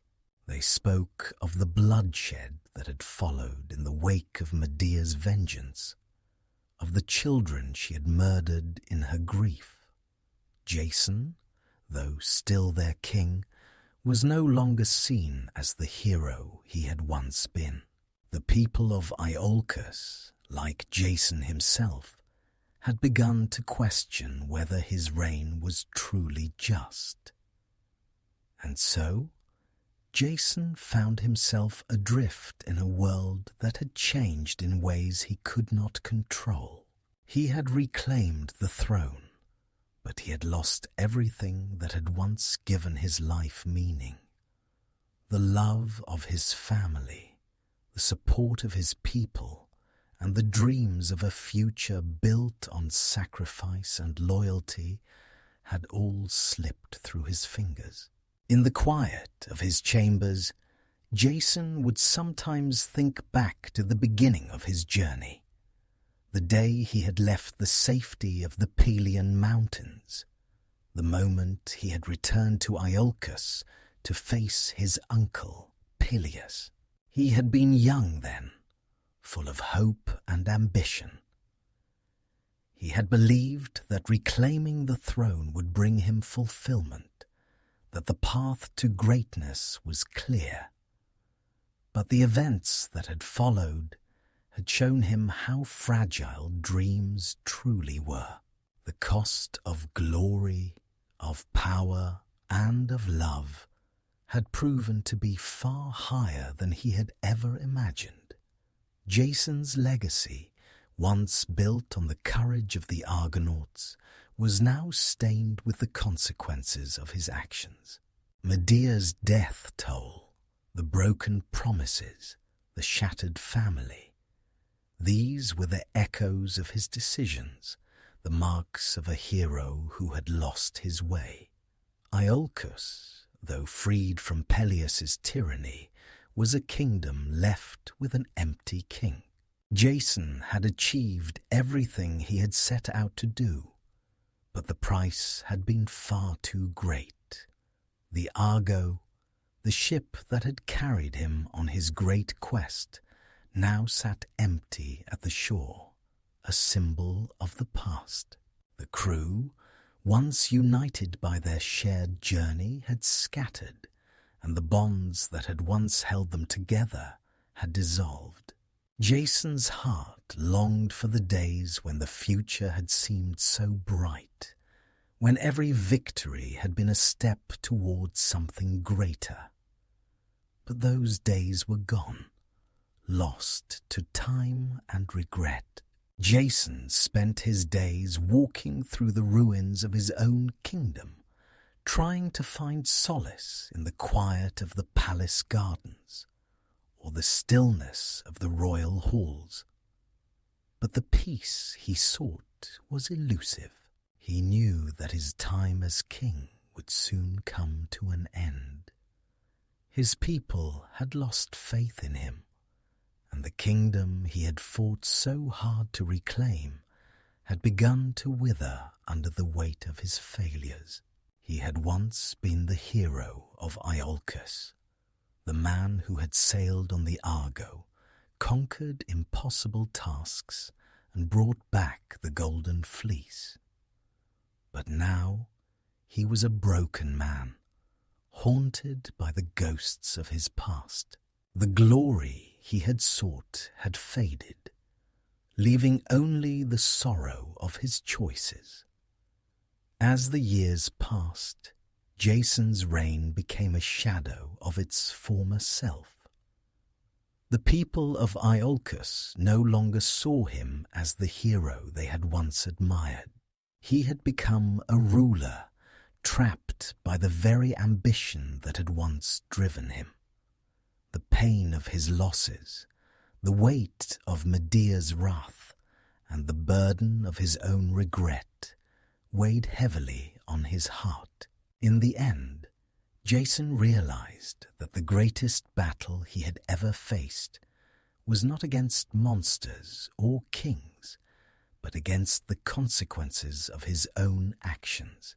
The Golden Fleece had been his victory, but it had come at a cost far greater than he had ever imagined. He had gained the throne of Iolcus, but had lost everything that truly mattered. The love of the woman who had stood by him, the trust of his people, and the honor he had once fought so fiercely to uphold. Jason, the hero, had become Jason, the broken king. His legacy would be remembered, but not for the reasons he had hoped. It would be a legacy of triumphs overshadowed by the tragedies that followed, a story of a man who had gained everything, only to lose it all. Jason had once been hailed as a hero, his name sung in the halls of Iolcus, carried on the winds that swept through the kingdom he had reclaimed. But now, as he sat in the quiet solitude of his royal chambers, he realized that his legacy would not be one of triumph or glory. Instead, it would be marked by the pain of his choices, the love he had lost, and the kingdom that had slowly unraveled in his grasp.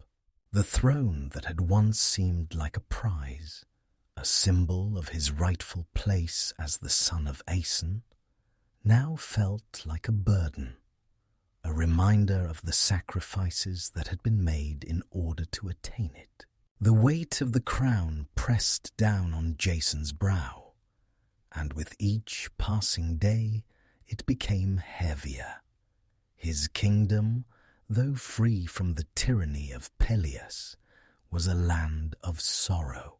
The people, once hopeful for the return of their rightful king, now whispered in the streets of Jason's failures, of the broken promises, and the bloodshed that had marred his rule. Jason had given everything to reclaim his throne, but in doing so, he had lost the very things that had once mattered most to him.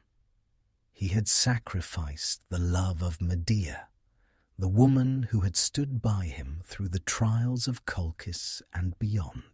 He had promised her a future by his side, but the demands of power had torn them apart. Medea, once his ally and his love, had become his tormentor, her actions and her grief shattering their family, their kingdom, and his heart. Jason's mind often wandered back to the early days of his journey, the days when he had sailed with the Argonauts, when everything seemed possible, when his path was clear. He had believed then that the golden fleece would bring him the glory he sought, that it would restore his family's legacy, and that he would rule Iolcus with wisdom and justice. But he had not foreseen the cost. The golden fleece, once a symbol of victory, had become a reminder of the price of ambition. As Jason gazed out at the kingdom he had fought so hard to reclaim, he could not escape the sense of emptiness that lingered. The people of Iolcus no longer saw him as the hero who had sailed across the seas and conquered impossible trials. They saw him as a broken man, a king who had failed to live up to his promises, a man who had been consumed by his own ambition. The golden fleece, now kept in the royal vault, was little more than a symbol of Jason's broken dreams. The land he had fought for, the throne he had won, seemed far less important than the love he had lost and the lives that had been ruined along the way. He had reclaimed Iolcus, but in the process he had lost the things that truly mattered: the trust of his people, the loyalty of his family, and the love of the woman who had once been everything to him. The truth, which Jason had only begun to accept, was that his journey had been one of self-destruction. The choices he had made, the sacrifices he had demanded of others, had led him down a path from which there was no return. Even now, as king, he could not escape the consequences of his actions. The wounds he had inflicted on those he loved and on his kingdom could never be healed. In the quiet of his chambers, Jason often found himself reflecting on the faces of those who had once been his companions, his brothers and sisters in arms. The Argonauts, whose names were once legends, had scattered, each going their own way after the completion of their quest. Some had found their own destinies, others had faded into history. But for Jason, their absence was a constant reminder of what he had lost. The fellowship that had once been the heart of his journey was now a distant memory, and the bonds that had once held them together had been broken by the tides of time and fate. And then there was Medea, the woman whose love had once been his strength. She had given him everything, and in return he had failed her. The blood of their children, their innocent lives taken in a moment of vengeance, haunted Jason's every thought. Medea's wrath, though born of grief, had forever altered the course of their lives, and Jason's own heart had been consumed by the fire she had ignited. The loss of their children, the lives they had built together, and the love they had shared was a wound that would never heal. Jason had come to Iolcus as a hero, but he had become something far different. He had achieved everything he had set out to do, but the cost had been far too great. The throne of Iolcus, once a symbol of his birthright, now felt like an empty seat, a reminder of all he had lost. The kingdom, though his, was a place of sorrow, filled with the echoes of his past mistakes. And yet, despite the pain and the regret that consumed him, Jason knew that he had to continue. He had once believed that reclaiming the throne of Iolcus would be his greatest achievement, but now he understood that his true test lay in the future. He would have to live with the consequences of his choices, and somehow he would have to find a way to atone for the losses he had caused. Jason's legacy, though tainted by sorrow and loss, would endure. He had been a hero, but he had also been a man, flawed, broken, and human. His name would be remembered in the stories of the past, but those stories would not be ones of pure glory. They would be stories of a man who had sought greatness, but who had been brought low by his own desires. The Golden Fleece, the quest, and the journey of the Argonauts would remain a part of history. But for Jason, the true journey was one of redemption, a journey that had only just begun. As Jason sat alone on the throne of Iolcus, he felt the weight of the crown grow heavier with each passing day. His kingdom, once full of promise and possibility, now seemed a hollow shell. The people who had once hailed his return now looked upon him with suspicion, their whispers of his failures growing louder with every step he took.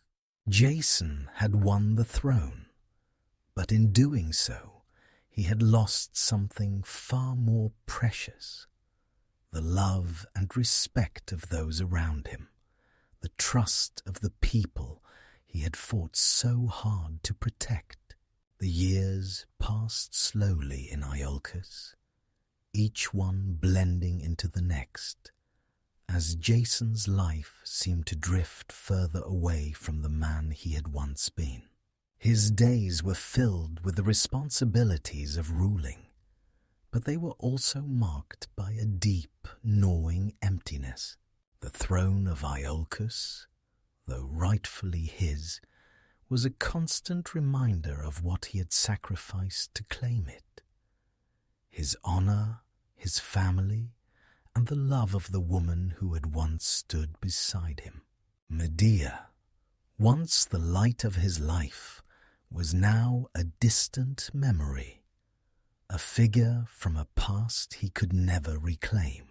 Her wrath had destroyed their family, and Jason could not escape the haunting image of their children's lives, taken too soon, victims of the bitter love and hatred that had consumed them both. Medea had disappeared into the shadows, her magic and her love, now a cruel reminder of the mistakes Jason had made. Jason's mind often drifted back to the past, the days of the Argonauts, when his future had seemed so full of promise. He remembered the thrill of adventure, the camaraderie of his crew, and the sense of purpose that had driven them all forward. Together, they had conquered impossible tasks, defeated monsters, and claimed the Golden Fleece. But now, as the king of Iolcus, Jason knew that those days were behind him. The heroes who had once sailed beside him had scattered, each finding their own path, while Jason remained in Iolcus, a king without a kingdom, a leader without a cause. The people of Iolcus, though they had once cheered for his return, now looked to him with doubt. The whispers about his reign, about his failure to lead, began to spread like wildfire. Jason had reclaimed the throne from his uncle Peleus, but in doing so, he had not only lost the love of Medea, but also the faith of his people. The very crown that had once symbolized his destiny now seemed like a curse, a reminder of the price of ambition. In his final years, Jason sought solace in the quiet corners of his palace. He would often wander through the gardens, lost in thought, his heart heavy with regret. He had sought greatness, but in the end, it had come at the cost of everything that had truly mattered. The glory of the Argonauts, the triumph of the Golden Fleece, all seemed so distant now. Jason knew that the man who had sailed with those heroes was long gone, replaced by a king who had lost his way. The people of Iolcus, once proud of their king, now looked to the future with uncertainty. Jason's rule, though marked by victory, had been filled with too much bloodshed, too many broken promises, and too many losses. His kingdom was not the thriving place it had once been, and though Jason had fought hard to rebuild it, the wounds of the past could not be healed so easily. His reign had been tainted by the consequences of his own choices, and Jason knew that he could not escape the shadow of his past. In his final days, Jason became a man trapped by the very throne he had sought to claim. The people of Iolcus, though they had once looked to him as a hero, now saw him as a broken king, a man who had once been great, but who had lost everything that truly mattered. He had reclaimed his birthright, but he had sacrificed the love of his life, the loyalty of his people, and the hope of a future built on honor and respect. Jason spent his final years in solitude, reflecting on the choices he had made and the price of his ambition. He had been a hero once, but now he was a king, haunted by the ghosts of the past. The Golden Fleece, which had once symbolized his triumph, now seemed like a cruel reminder of the cost of glory. Jason had sought to become something greater, but in the end, he had only become a man broken by the weight of his own desires. As the years wore on, Jason's health began to fail him. The burden of his rule, the grief of his past, and the sorrow of his heart weighed heavily on him. He could feel the end approaching, the quiet shadow of death creeping ever closer. And as he lay on his deathbed, Jason realized that the legacy he would leave behind was not one of greatness, but one of loss and regret. The people of Iolcus would remember him, but not as the hero he had once been. They would remember him as a king who had lost everything: his family, his love, and his honor. In his final moments, Jason could hear the faint echoes of the Argonauts in his mind, the laughter, the camaraderie, the sense of purpose that had once filled his life. But now, all that remained was silence. The great adventure was over, and Jason's journey had come to an end. The kingdom of Iolcus, though now at peace, would never forget the man who had once sailed on the Argo and who had fought for his kingdom only to lose it all. Jason's death marked the end of an era, and though his name would be remembered in the stories of the past, the legacy he left behind was a tragic one, a reminder that even the greatest of heroes are not immune to the consequences of their choices. Jason's death, though not violent, was nonetheless a quiet and sorrowful end to a life that had once burned with heroic fervor. He had achieved what few had ever dreamed of. He had sailed the seas, fought the gods, and reclaimed his throne. Yet, in the end, it was not monsters, armies, or curses that claimed him, but the weight of his own choices, his own regrets. When the news of Jason's death reached the people of Iolcus, there was no great outpouring of grief, no grand funerals filled with mourners and weeping crowds.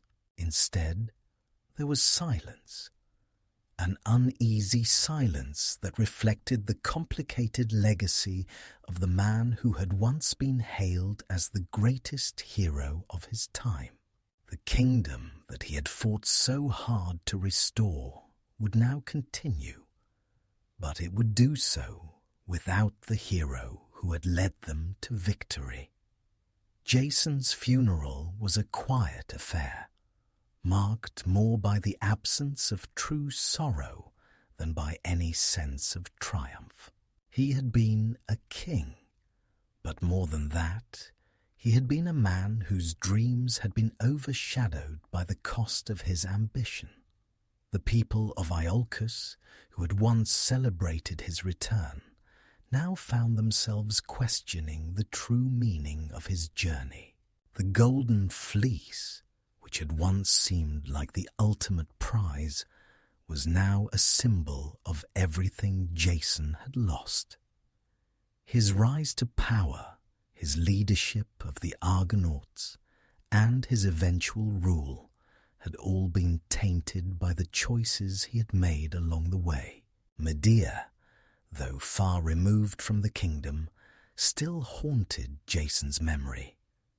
Her betrayal, her grief, and the destruction of their family had left an indelible mark on Jason's soul.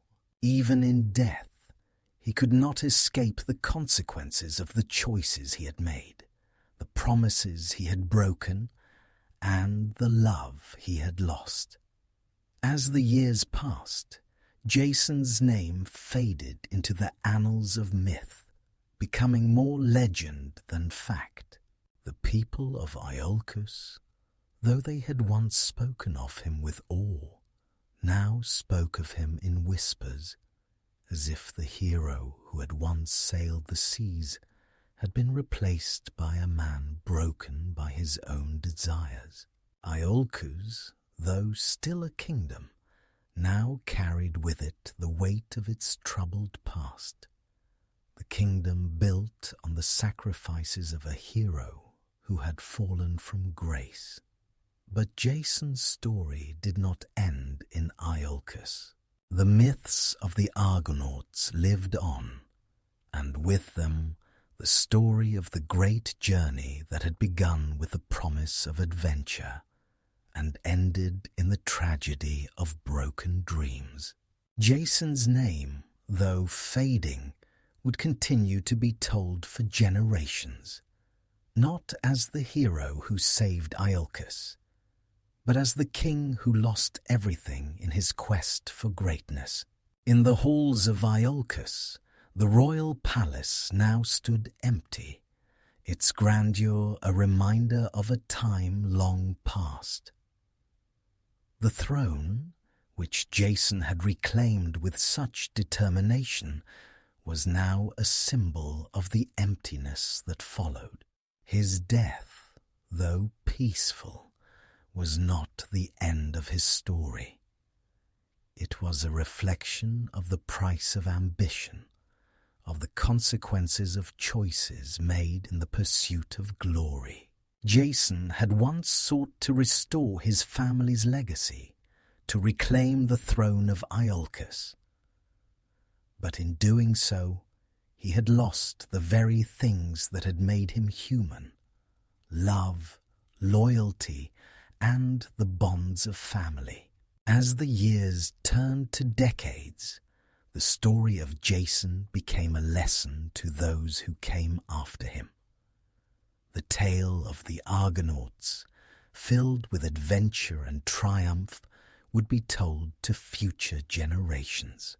But the tragedy of Jason's fall would serve as a cautionary tale, a reminder that even the greatest of heroes can be undone by their own desires. The golden fleece, which had once represented victory, now represented the price of ambition, the cost of choices that could never be undone. And so, Jason's legacy, though marked by heroism, was also marked by loss. A hero whose journey had been filled with great feats, but whose life ended in quiet sorrow. The hero of Iolcus, the son of Aeson, would live on in the stories of the past, but the man who had once dreamed of greatness was now a distant memory, a shadow in the hearts of those who had once looked to him for hope. As Jason's life drew to its end, the weight of his journey, his triumphs and his failures became clearer than ever. In his final days, he found himself reflecting on everything he had accomplished and everything he had lost. The kingdom of Iolcus, though once a symbol of his great victory, had now become a place filled with sorrow, marked by the broken promises of a king who had reached the pinnacle of glory, only to be brought low by the cost of his ambition. In the quiet moments before his death, Jason would often find himself in the palace gardens, a place where he had once sought solace during his early reign. The same trees, the same flowers, seemed unchanged by the passage of time, yet Jason knew that everything had shifted beneath the surface. The kingdom he had fought so hard to rebuild was now a shadow of its former self. He had returned to Iolcus as a hero, but now, as he sat in the stillness of his chambers, he realized that the cost of his journey had been far higher than he had ever anticipated. He had dreamed of greatness, of reclaiming his birthright, of restoring Iolcus to its rightful place in the world. But in doing so, he had destroyed everything that had made him human: the love of his family, the trust of his people, and the bond he had shared with Medea.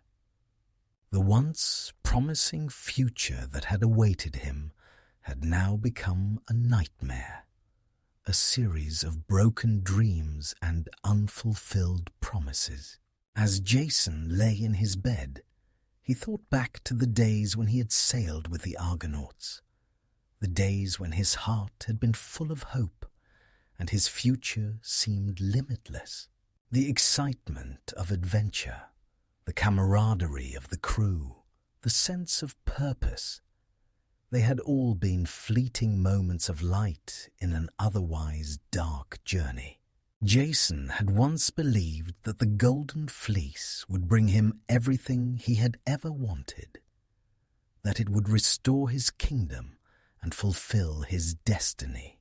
But now, with the weight of his regrets heavy on his heart, Jason understood that the true cost of glory was not the fleece, but the sacrifices made along the way. In his final reflection, Jason understood that his downfall had not been caused by external forces alone. It had been his own desires, his own pride that had led him astray. He had sought to restore his family's honor, to fulfill a prophecy that had been placed upon him from the moment of his birth. But in doing so, he had lost sight of what truly mattered: the people he loved, the relationships that had once defined him. The pursuit of power, the hunger for glory, had clouded his judgment and led him down a path of destruction. Jason had once been the hero of Iolcus, the son of Aeson, destined to reclaim his birthright and restore the kingdom to its former glory. But in the end, he had become something else, a man broken by his own desires, a king who had ruled with ambition, but who had failed to lead with love and compassion. He had sought to be remembered as a hero, but now he realized that the greatest heroes are not those who achieve greatness through conquest, but those who learn to lead with humility, to love with an open heart, and to sacrifice for the greater good. As Jason's strength waned and the end of his life drew near, he found himself at peace with his journey, though not without regret. He had faced the gods, monsters, and powerful kings. He had led the Argonauts on a quest that few had believed possible, and he had reclaimed the throne of Iolcus. But none of these triumphs could erase the pain of what he had lost, the love of his children, the betrayal of Medea, and the burden of his own ambition. In the stillness of his final hours, Jason thought of Medea, the woman who had once been the light of his life. He remembered the way she had stood by him, her love and her magic guiding them through the trials they had faced together. But he also remembered the way he had hurt her, the promises he had broken, and the consequences of his neglect. Medea's wrath, though born of grief and betrayal, had been a reflection of his own failures. He had failed her, and in doing so, he had lost everything that had once mattered to him. Jason's final days were spent in quiet reflection, the weight of his decisions heavy on his soul. He knew that his legacy, though marked by heroism, would not be one of unbridled glory. His name would be remembered, but not as the hero who triumphed over all odds. It would be remembered as the king who had sought greatness but had lost his way. His story would serve as a cautionary tale, a reminder that even the greatest of heroes can be undone by their own desires, their own pride, and their own neglect. As Jason drew his final breath, he knew that he had come to the end of his journey. The kingdom of Iolcus would continue, but without him. His legacy would live on, but it would not be the legacy he had once dreamed of. The golden fleece, the symbol of his victory, would be passed on to future generations, but the true cost of its acquisition would be remembered by those who came after him. Jason had sought to be remembered as a hero, but in the end, he had learned that true greatness lies not in the accomplishments of a man, but in the love and sacrifices he makes along the way. Jason's life, once filled with adventure and the pursuit of glory, had come to an end, leaving behind a legacy clouded by triumphs and tragedies alike. In the moments before his death, he had reflected on the journey that had taken him from the quiet of the Pelian Mountains to the throne of Iolcus, a journey that had seemed at one time to promise greatness. Yet, as Jason lay in his final moments, he realized that the true test of his heroism had never been measured by the feats he had achieved, but by the choices he made along the way.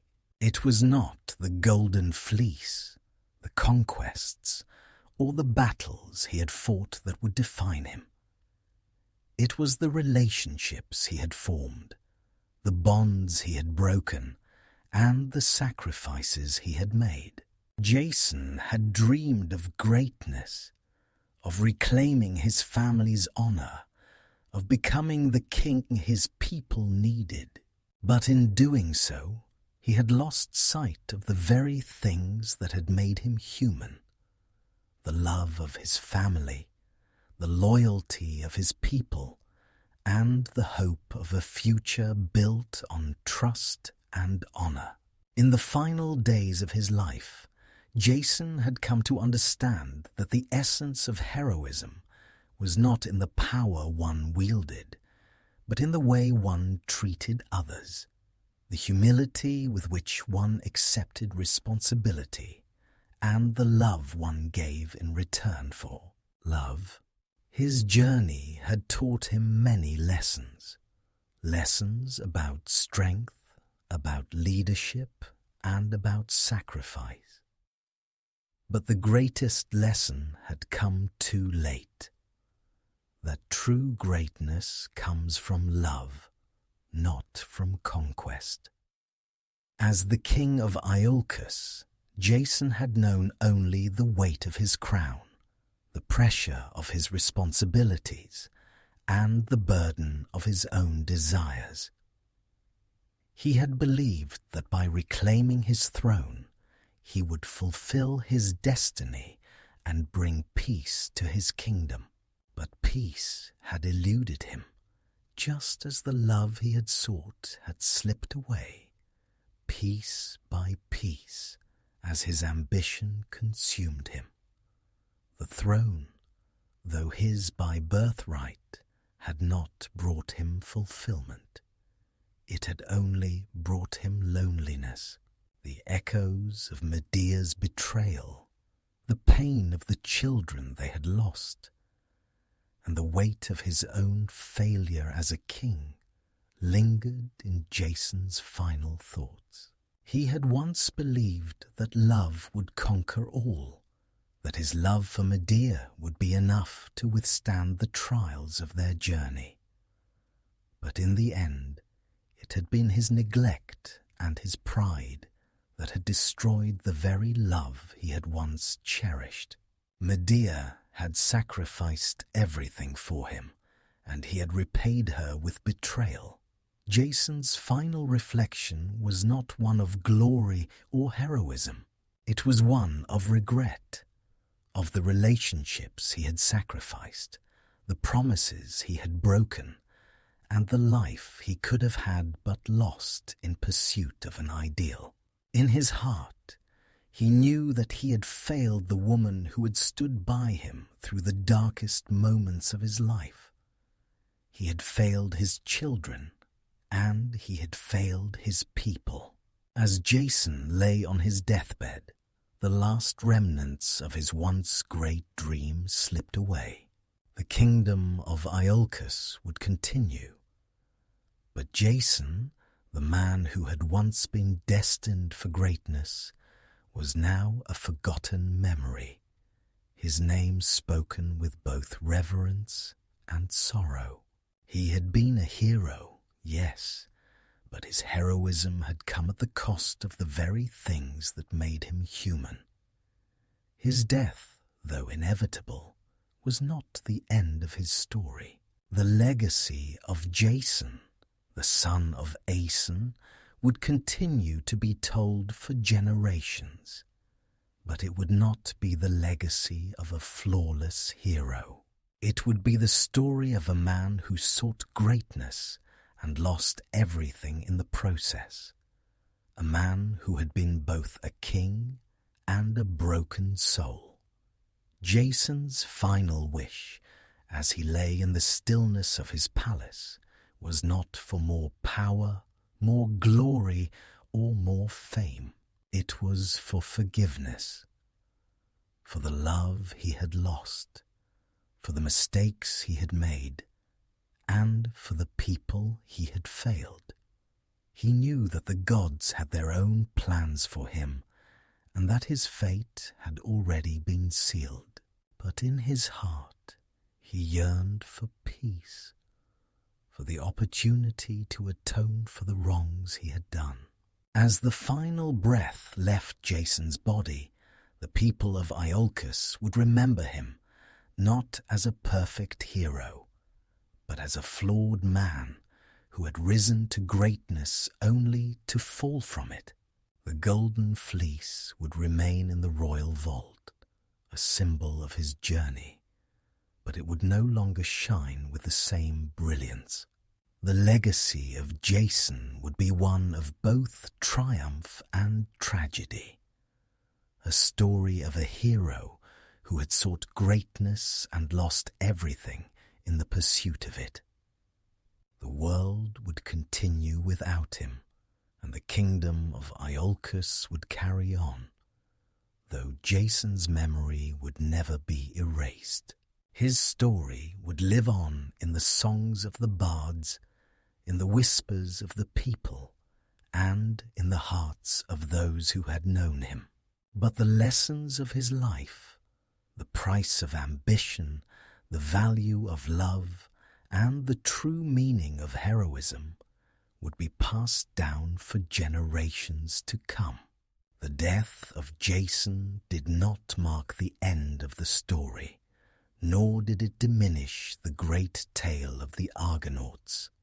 Though their leader had passed, the journey they had undertaken together would continue to echo throughout history.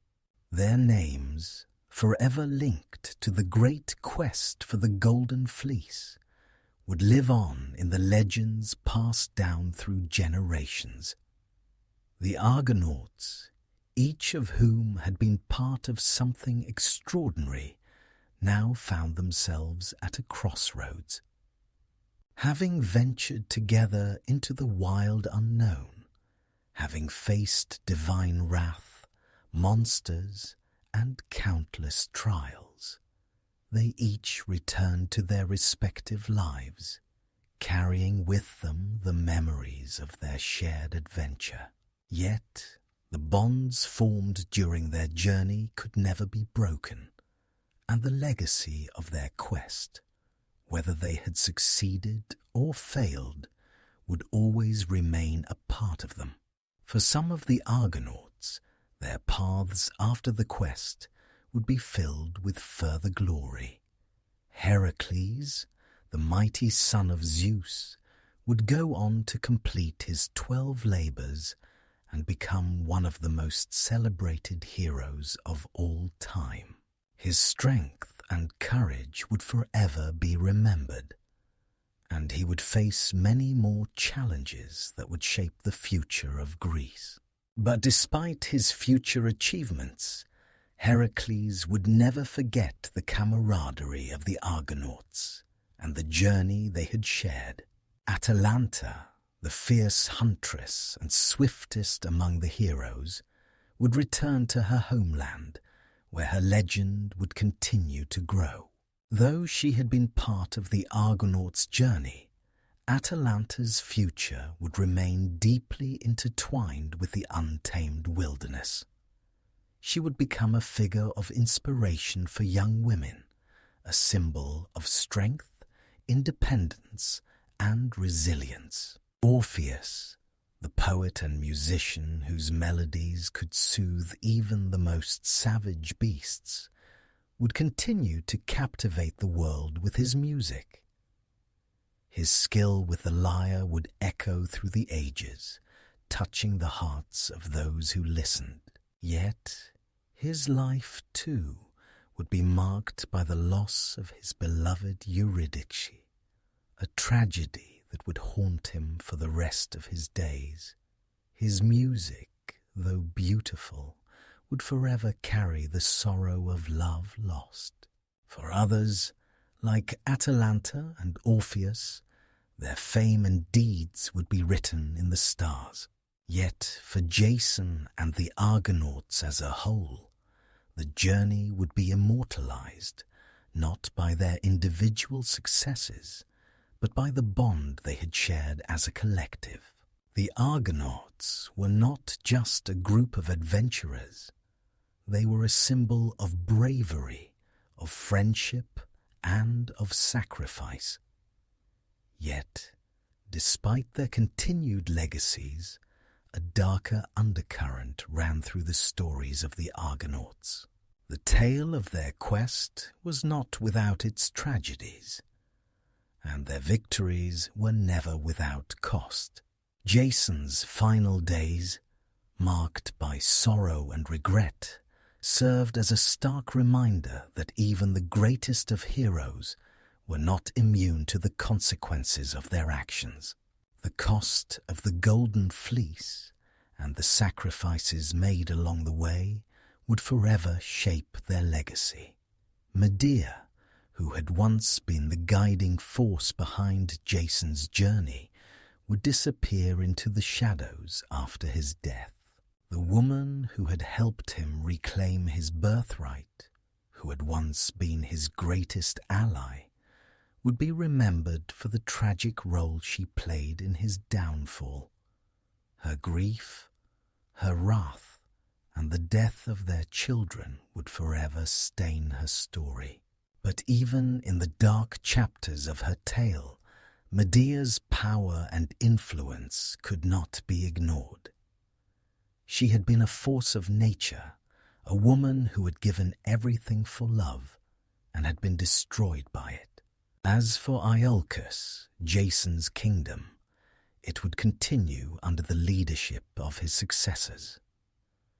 His son, though young, would one day rise to the throne and seek to restore Iolcus to its former glory.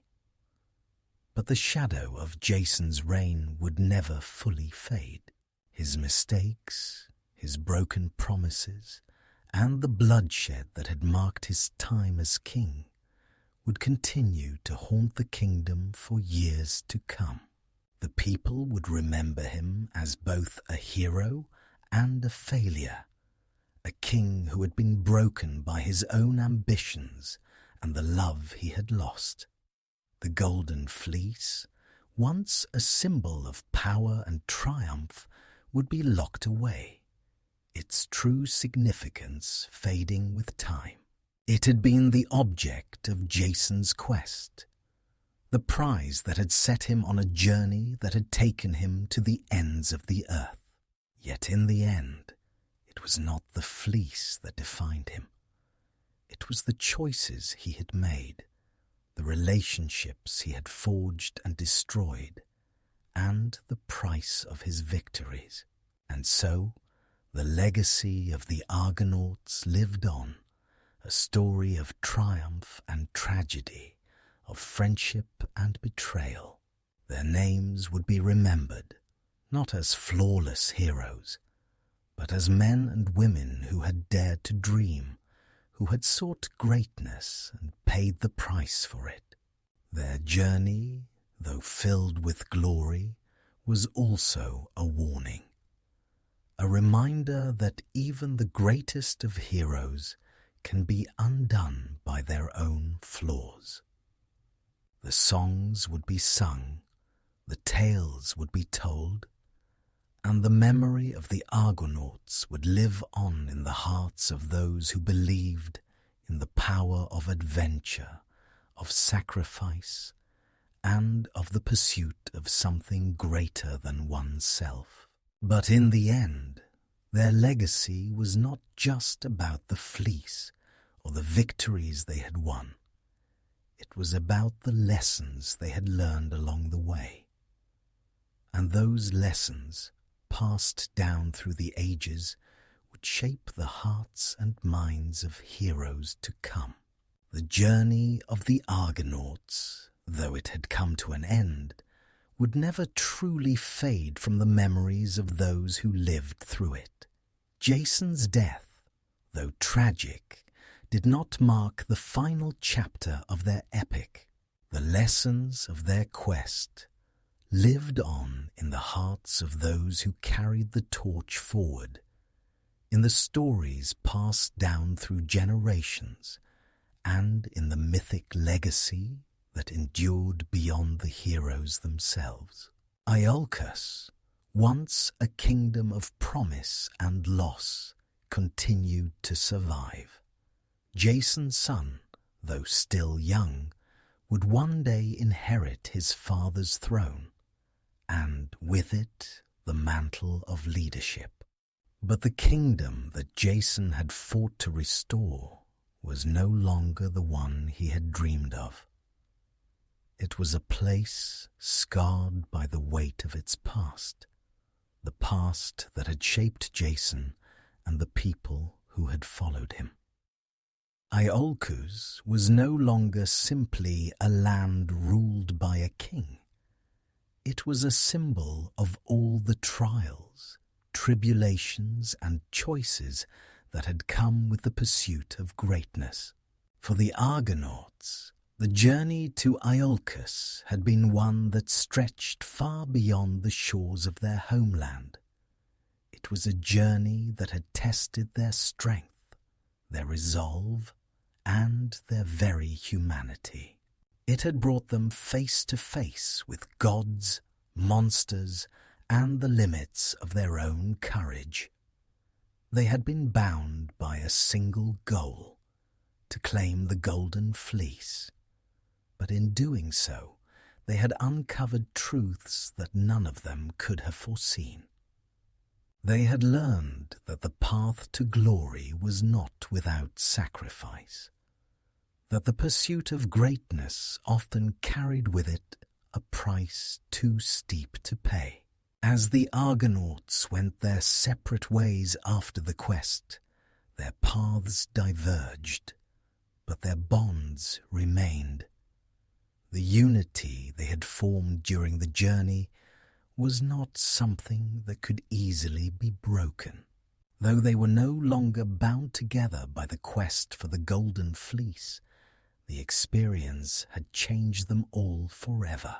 Each had returned home with a different story to tell, but they were all, in some way, marked by the same truth, the truth that even the greatest heroes are not exempt from the consequences of their actions. Heracles, who had completed his 12 labors and cemented his place among the greatest of Greek heroes, would go on to face even greater challenges. His strength, though unmatched, could not protect him from the darkness that would follow him, nor could it shield him from the tragic losses he would face in the future. Yet Heracles would always carry with him the memory of the Argonauts and the trials they had faced together. Atalanta, the swift and unyielding huntress, would return to the wilds, where she would continue her pursuit of adventure and challenge. Her place among the Argonauts was cemented, and though she would seek her own path, she would forever be tied to the legacy of the great journey. Her tale, like that of the others, would be woven into the fabric of myth. Her name remembered as one of the heroes who dared to face the impossible. Orpheus, the musician whose melodies had soothed the fiercest of beasts, would continue his work, though the loss of Eurydice would leave him forever haunted. His music would echo through the ages, a reminder of the power of art and love, but also a reminder of the pain that comes with loss. The journey of the Argonauts had not been without its toll, and for Orpheus, the cost of love and music was one he would never escape. But for Jason, the hero who had led the Argonauts, his journey ended in quiet reflection. Though he had reclaimed the throne of Iolcus, the kingdom he had fought so hard for felt empty in the end. The cost of his victories was far greater than he had ever imagined, and his heart, though still strong, was filled with sorrow and regret.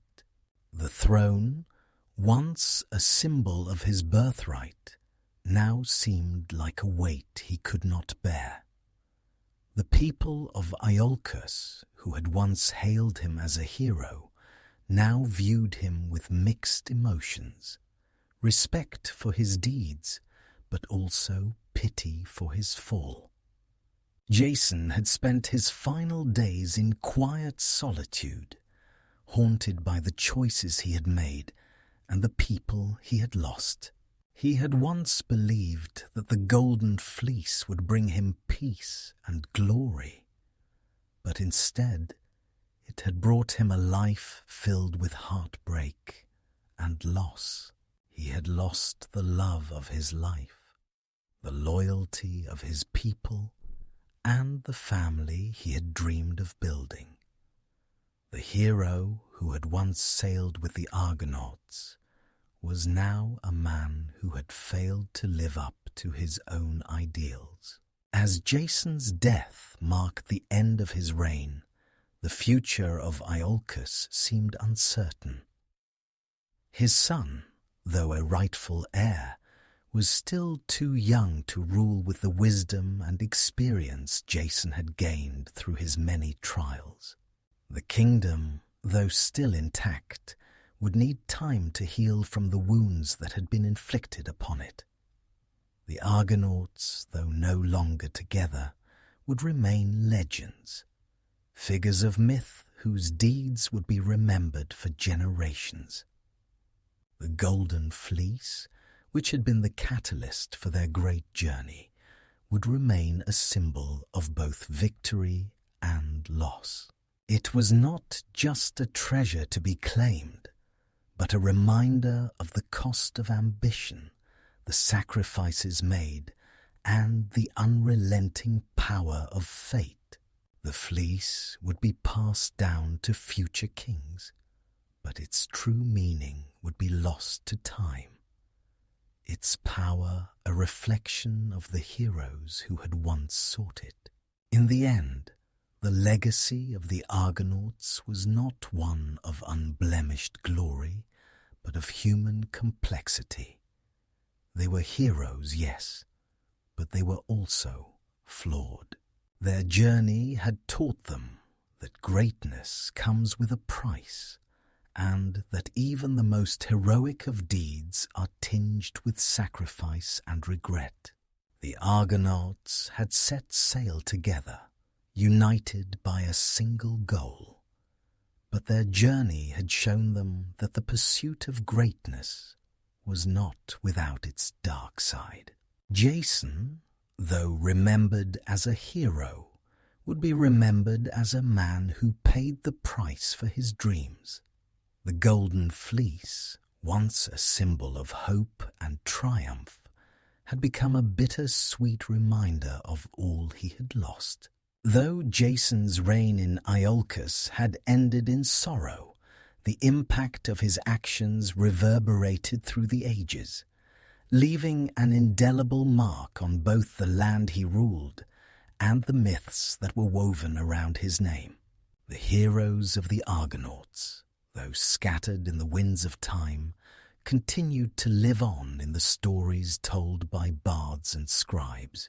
Their quest for the Golden Fleece had been a beacon of hope, but it also carried a deep lesson in the cost of ambition and the price of love.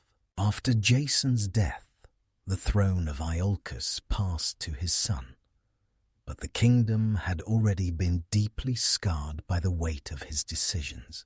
The people, though grateful for the defeat of Peleus, could not erase the legacy of broken promises and shattered relationships left in the wake of their king's reign. Iolcus, under Jason's leadership, had been a kingdom on the brink, held together by the ambition of one man, but it was now a place of melancholy, a land haunted by the ghosts of the past. Jason's son, young and inexperienced, found himself facing the impossible task of ruling a kingdom that had been shaped by his father's glory and his downfall. The people, though loyal, had their doubts. They had seen the rise and fall of a hero, and now they wondered whether they would ever see a king who could live up to the promises Jason had once made. The legacy of the Argonauts, once filled with awe and admiration, had become a cautionary tale for those who came after. But the story of the Argonauts was far from over. Though Jason had passed, the legend of their journey, the quest for the Golden Fleece, and the trials they had faced would continue to inspire generations. The deeds of the Argonauts were immortalized in the songs of bards, in the tales passed down from parent to child, and in the hearts of those who believed in the power of adventure and the unbreakable bonds of friendship. Heracles, though separated from the rest of the Argonauts, went on to complete the 12 labors that would cement his name as one of the greatest heroes of all time. His strength and valor became the stuff of legend, and his name would be spoken for centuries as a symbol of courage and endurance.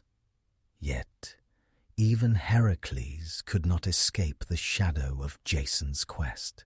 The great hero, though legendary in his own right, carried with him the memory of the Argonauts, of the men and women who had sailed with him on the Argo. They had been bound by a shared purpose, and that bond had shaped them all.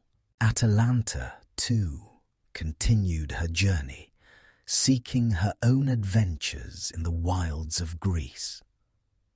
Her swift feet and keen instincts made her a figure of legend, one who could outrun the fastest of creatures and strike with unerring precision. Though she was celebrated for her independence and prowess, Atalanta would always carry with her the memory of the Argonauts, the unity they had shared, and the trials they had faced together. Orpheus, the musician whose melodies had once soothed the hearts of even the most savage beasts, would continue to sing of his journey, but his heart would forever carry the sorrow of his love for Eurydice. His music, though beautiful, was tinged with the sadness of loss, and though he would never forget the Argonauts, the greatest love of his life would forever haunt his soul. The legacy of the Argonauts lived on, but it was a legacy marked by the fragility of human nature. They had achieved greatness, yes, but that greatness came at a price. Jason, though revered for his leadership, had been a man plagued by his own flaws, and his fall from grace served as a reminder that even the greatest of heroes could be undone by their own desires. As the years turned to centuries, the story of Jason and the Argonauts remained a legend told across the land. It became a tale of adventure, yes, but also of tragedy. The Golden Fleece, once a symbol of glory and triumph, had come to represent the dangers of unchecked ambition, the consequences of pursuing greatness at the expense of those we love. The Argonauts had sailed into history, their names forever etched into the annals of myth. But their journey, with all its triumphs and failures, would be remembered as a cautionary tale for those who came after. The people of Iolcus, though they had suffered under Jason's reign, would eventually find their way to peace. The kingdom, though scarred, would continue to thrive, though it would never be the same. The echoes of Jason's life would linger in the hearts of the people, a constant reminder of the delicate balance between ambition and love, power and sacrifice. And the Golden Fleece, though now a relic of the past, would remain a symbol of the quest that had brought together the greatest heroes of the age and of the cost of their journey.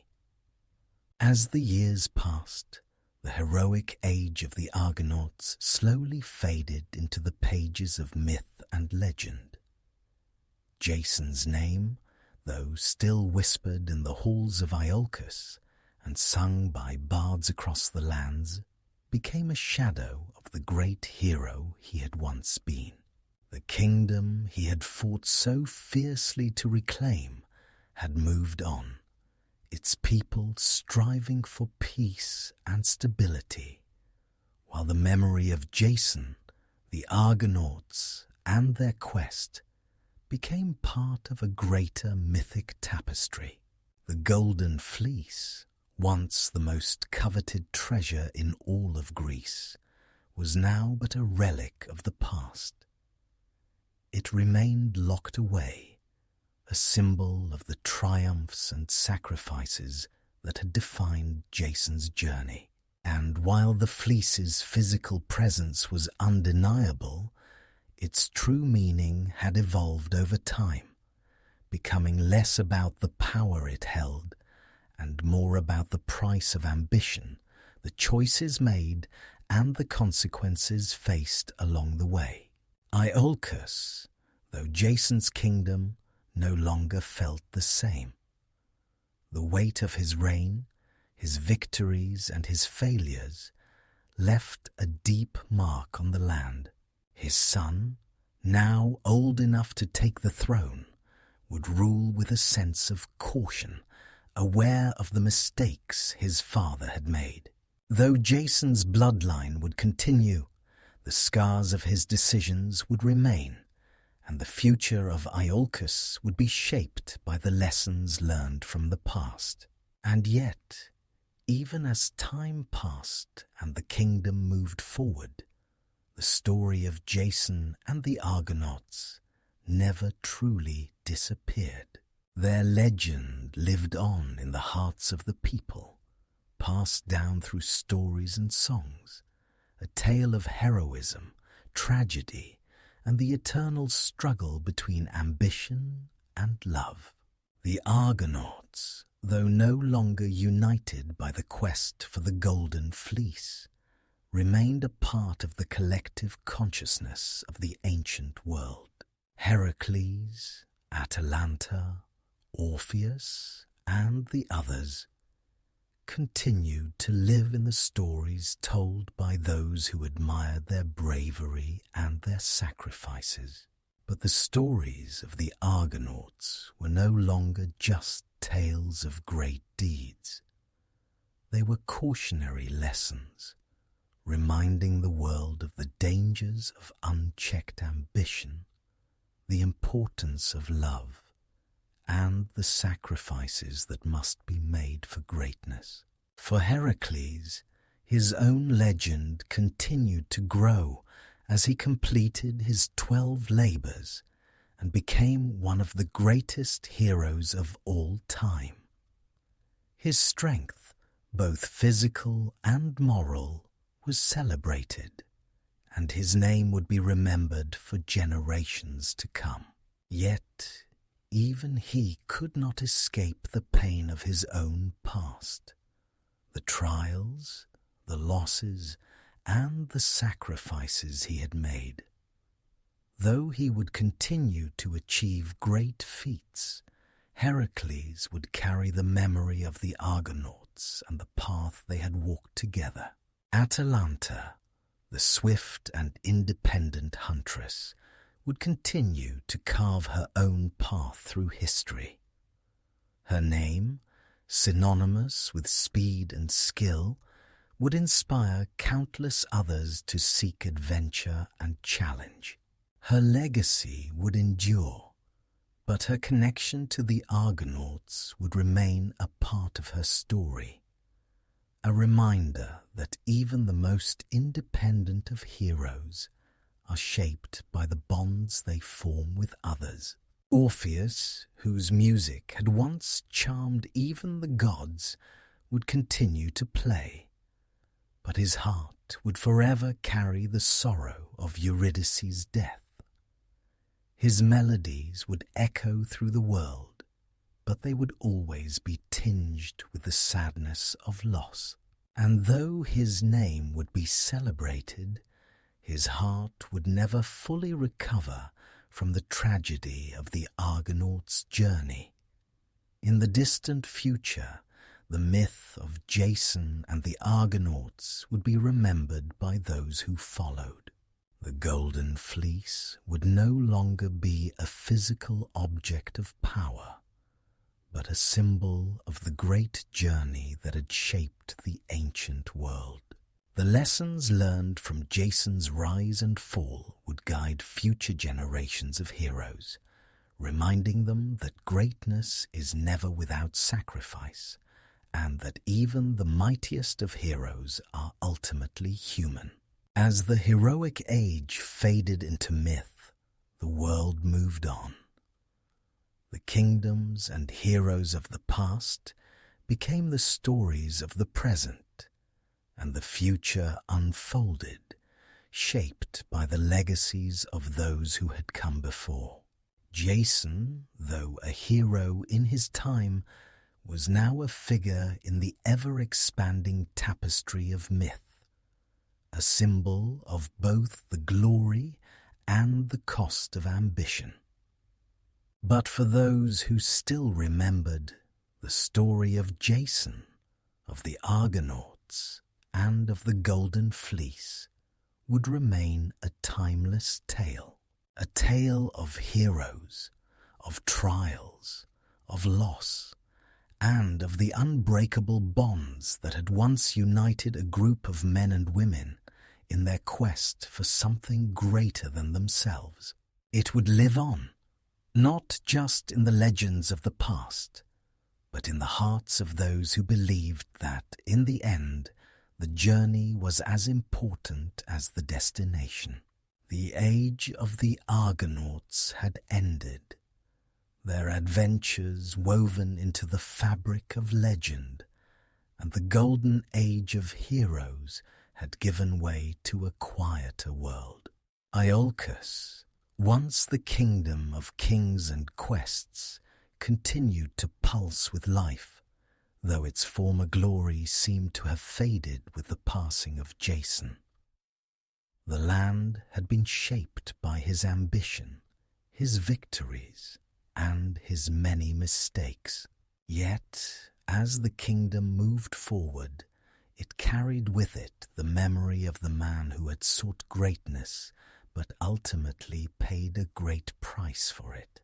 Jason's story, filled with adventure, heroism, and ultimately sorrow, became one of those legendary tales that would be recounted for centuries.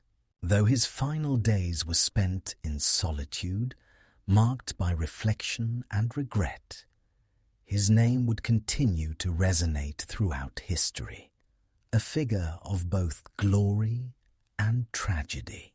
The end of Jason's journey also marked the end of the heroic age of Greece, where gods and mortals often crossed paths, and where heroes could achieve the impossible.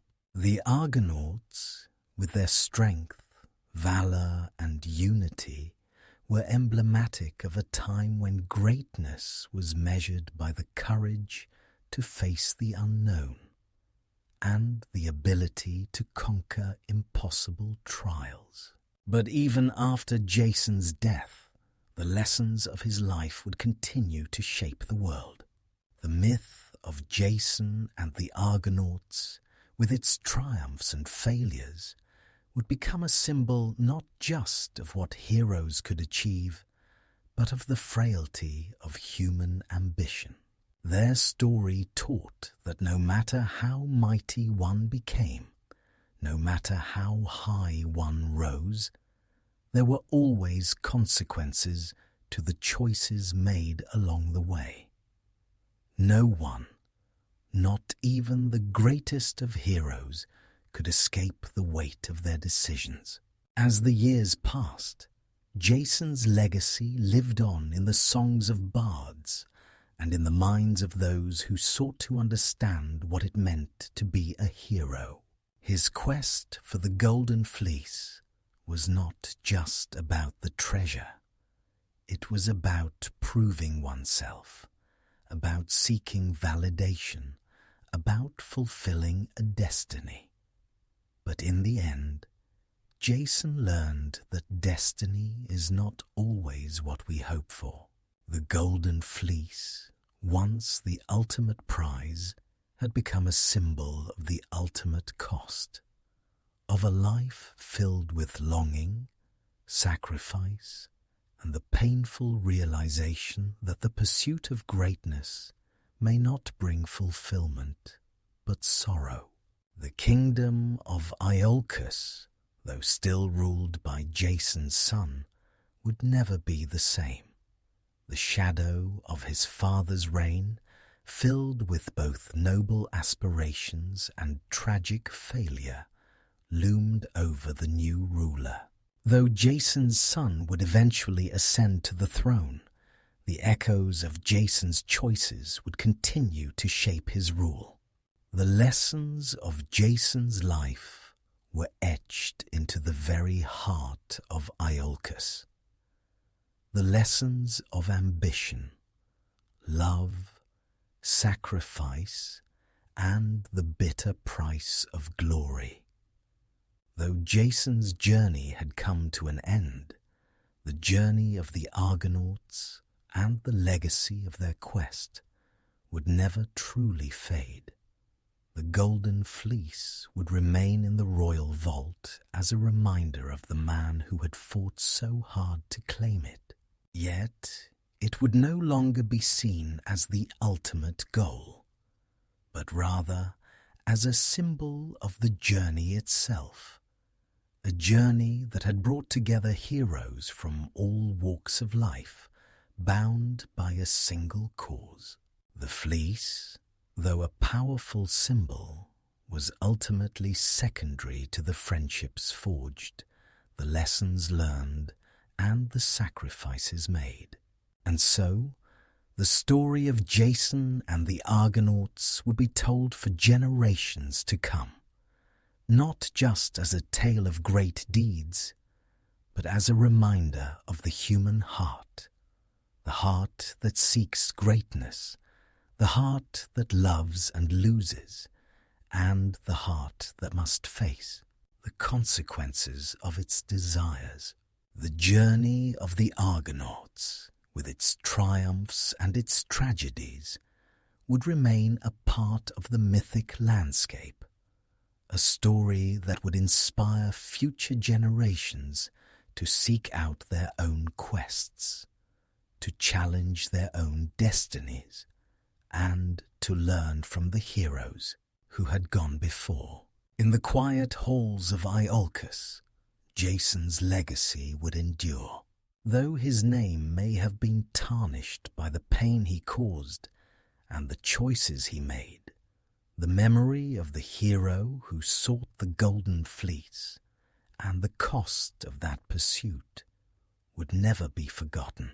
Jason, in the end, had lived and died as a man, and his story was a reflection of the human condition, the struggle to find meaning, to reconcile with the past, and to leave behind a legacy that would echo through the ages. And so, the journey of Jason and the Argonauts comes to a close.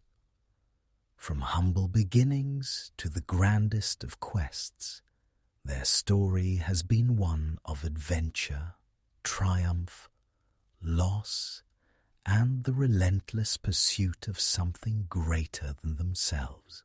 The Golden Fleece, once the beacon of their dreams, became a symbol not only of victory, but of the sacrifices made, the choices chosen, and the prices paid along the way. Jason, who had once sailed toward greatness with the confidence of youth and ambition, ended his journey with a heart heavy with regret. His kingdom, his throne, his achievements, though real, could not undo the pain of broken promises, lost love, and the irrevocable consequences of his desires. The kingdom of Iolcus, which he had worked so hard to restore, now stood as a reminder of what had been gained and lost. The Argonauts, though their paths diverged after the quest, would forever be united by the memories of their shared adventure. Their names lived on in myth and legend, each a hero in their own right, each shaped by the trials they had faced together. But it was Jason who had carried the weight of their journey, who had led them toward the Golden Fleece, and it was Jason's name that would endure as both a cautionary tale and a reminder of the complexities of heroism. In the end, the story of Jason and the Argonauts teaches us that even the greatest heroes are not immune to the consequences of their choices. They remind us that the pursuit of glory, the desire for greatness, and the yearning for love and fulfillment often come with costs that can never be fully understood until it is too late. The Golden Fleece may no longer be the treasure it once was, and Jason's legacy may be tinged with both victory and sorrow, but their story, filled with heroism, tragedy, love, and loss, will live on forever.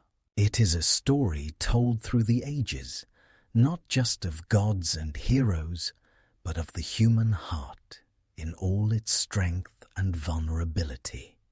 Thank you for following this tale of myth, memory, and the heroes who shaped it. May we all, in our own journeys, learn from the lessons of the Argonauts and the choices they made, as we seek our own quests, our own glory, and, most importantly, our own redemption.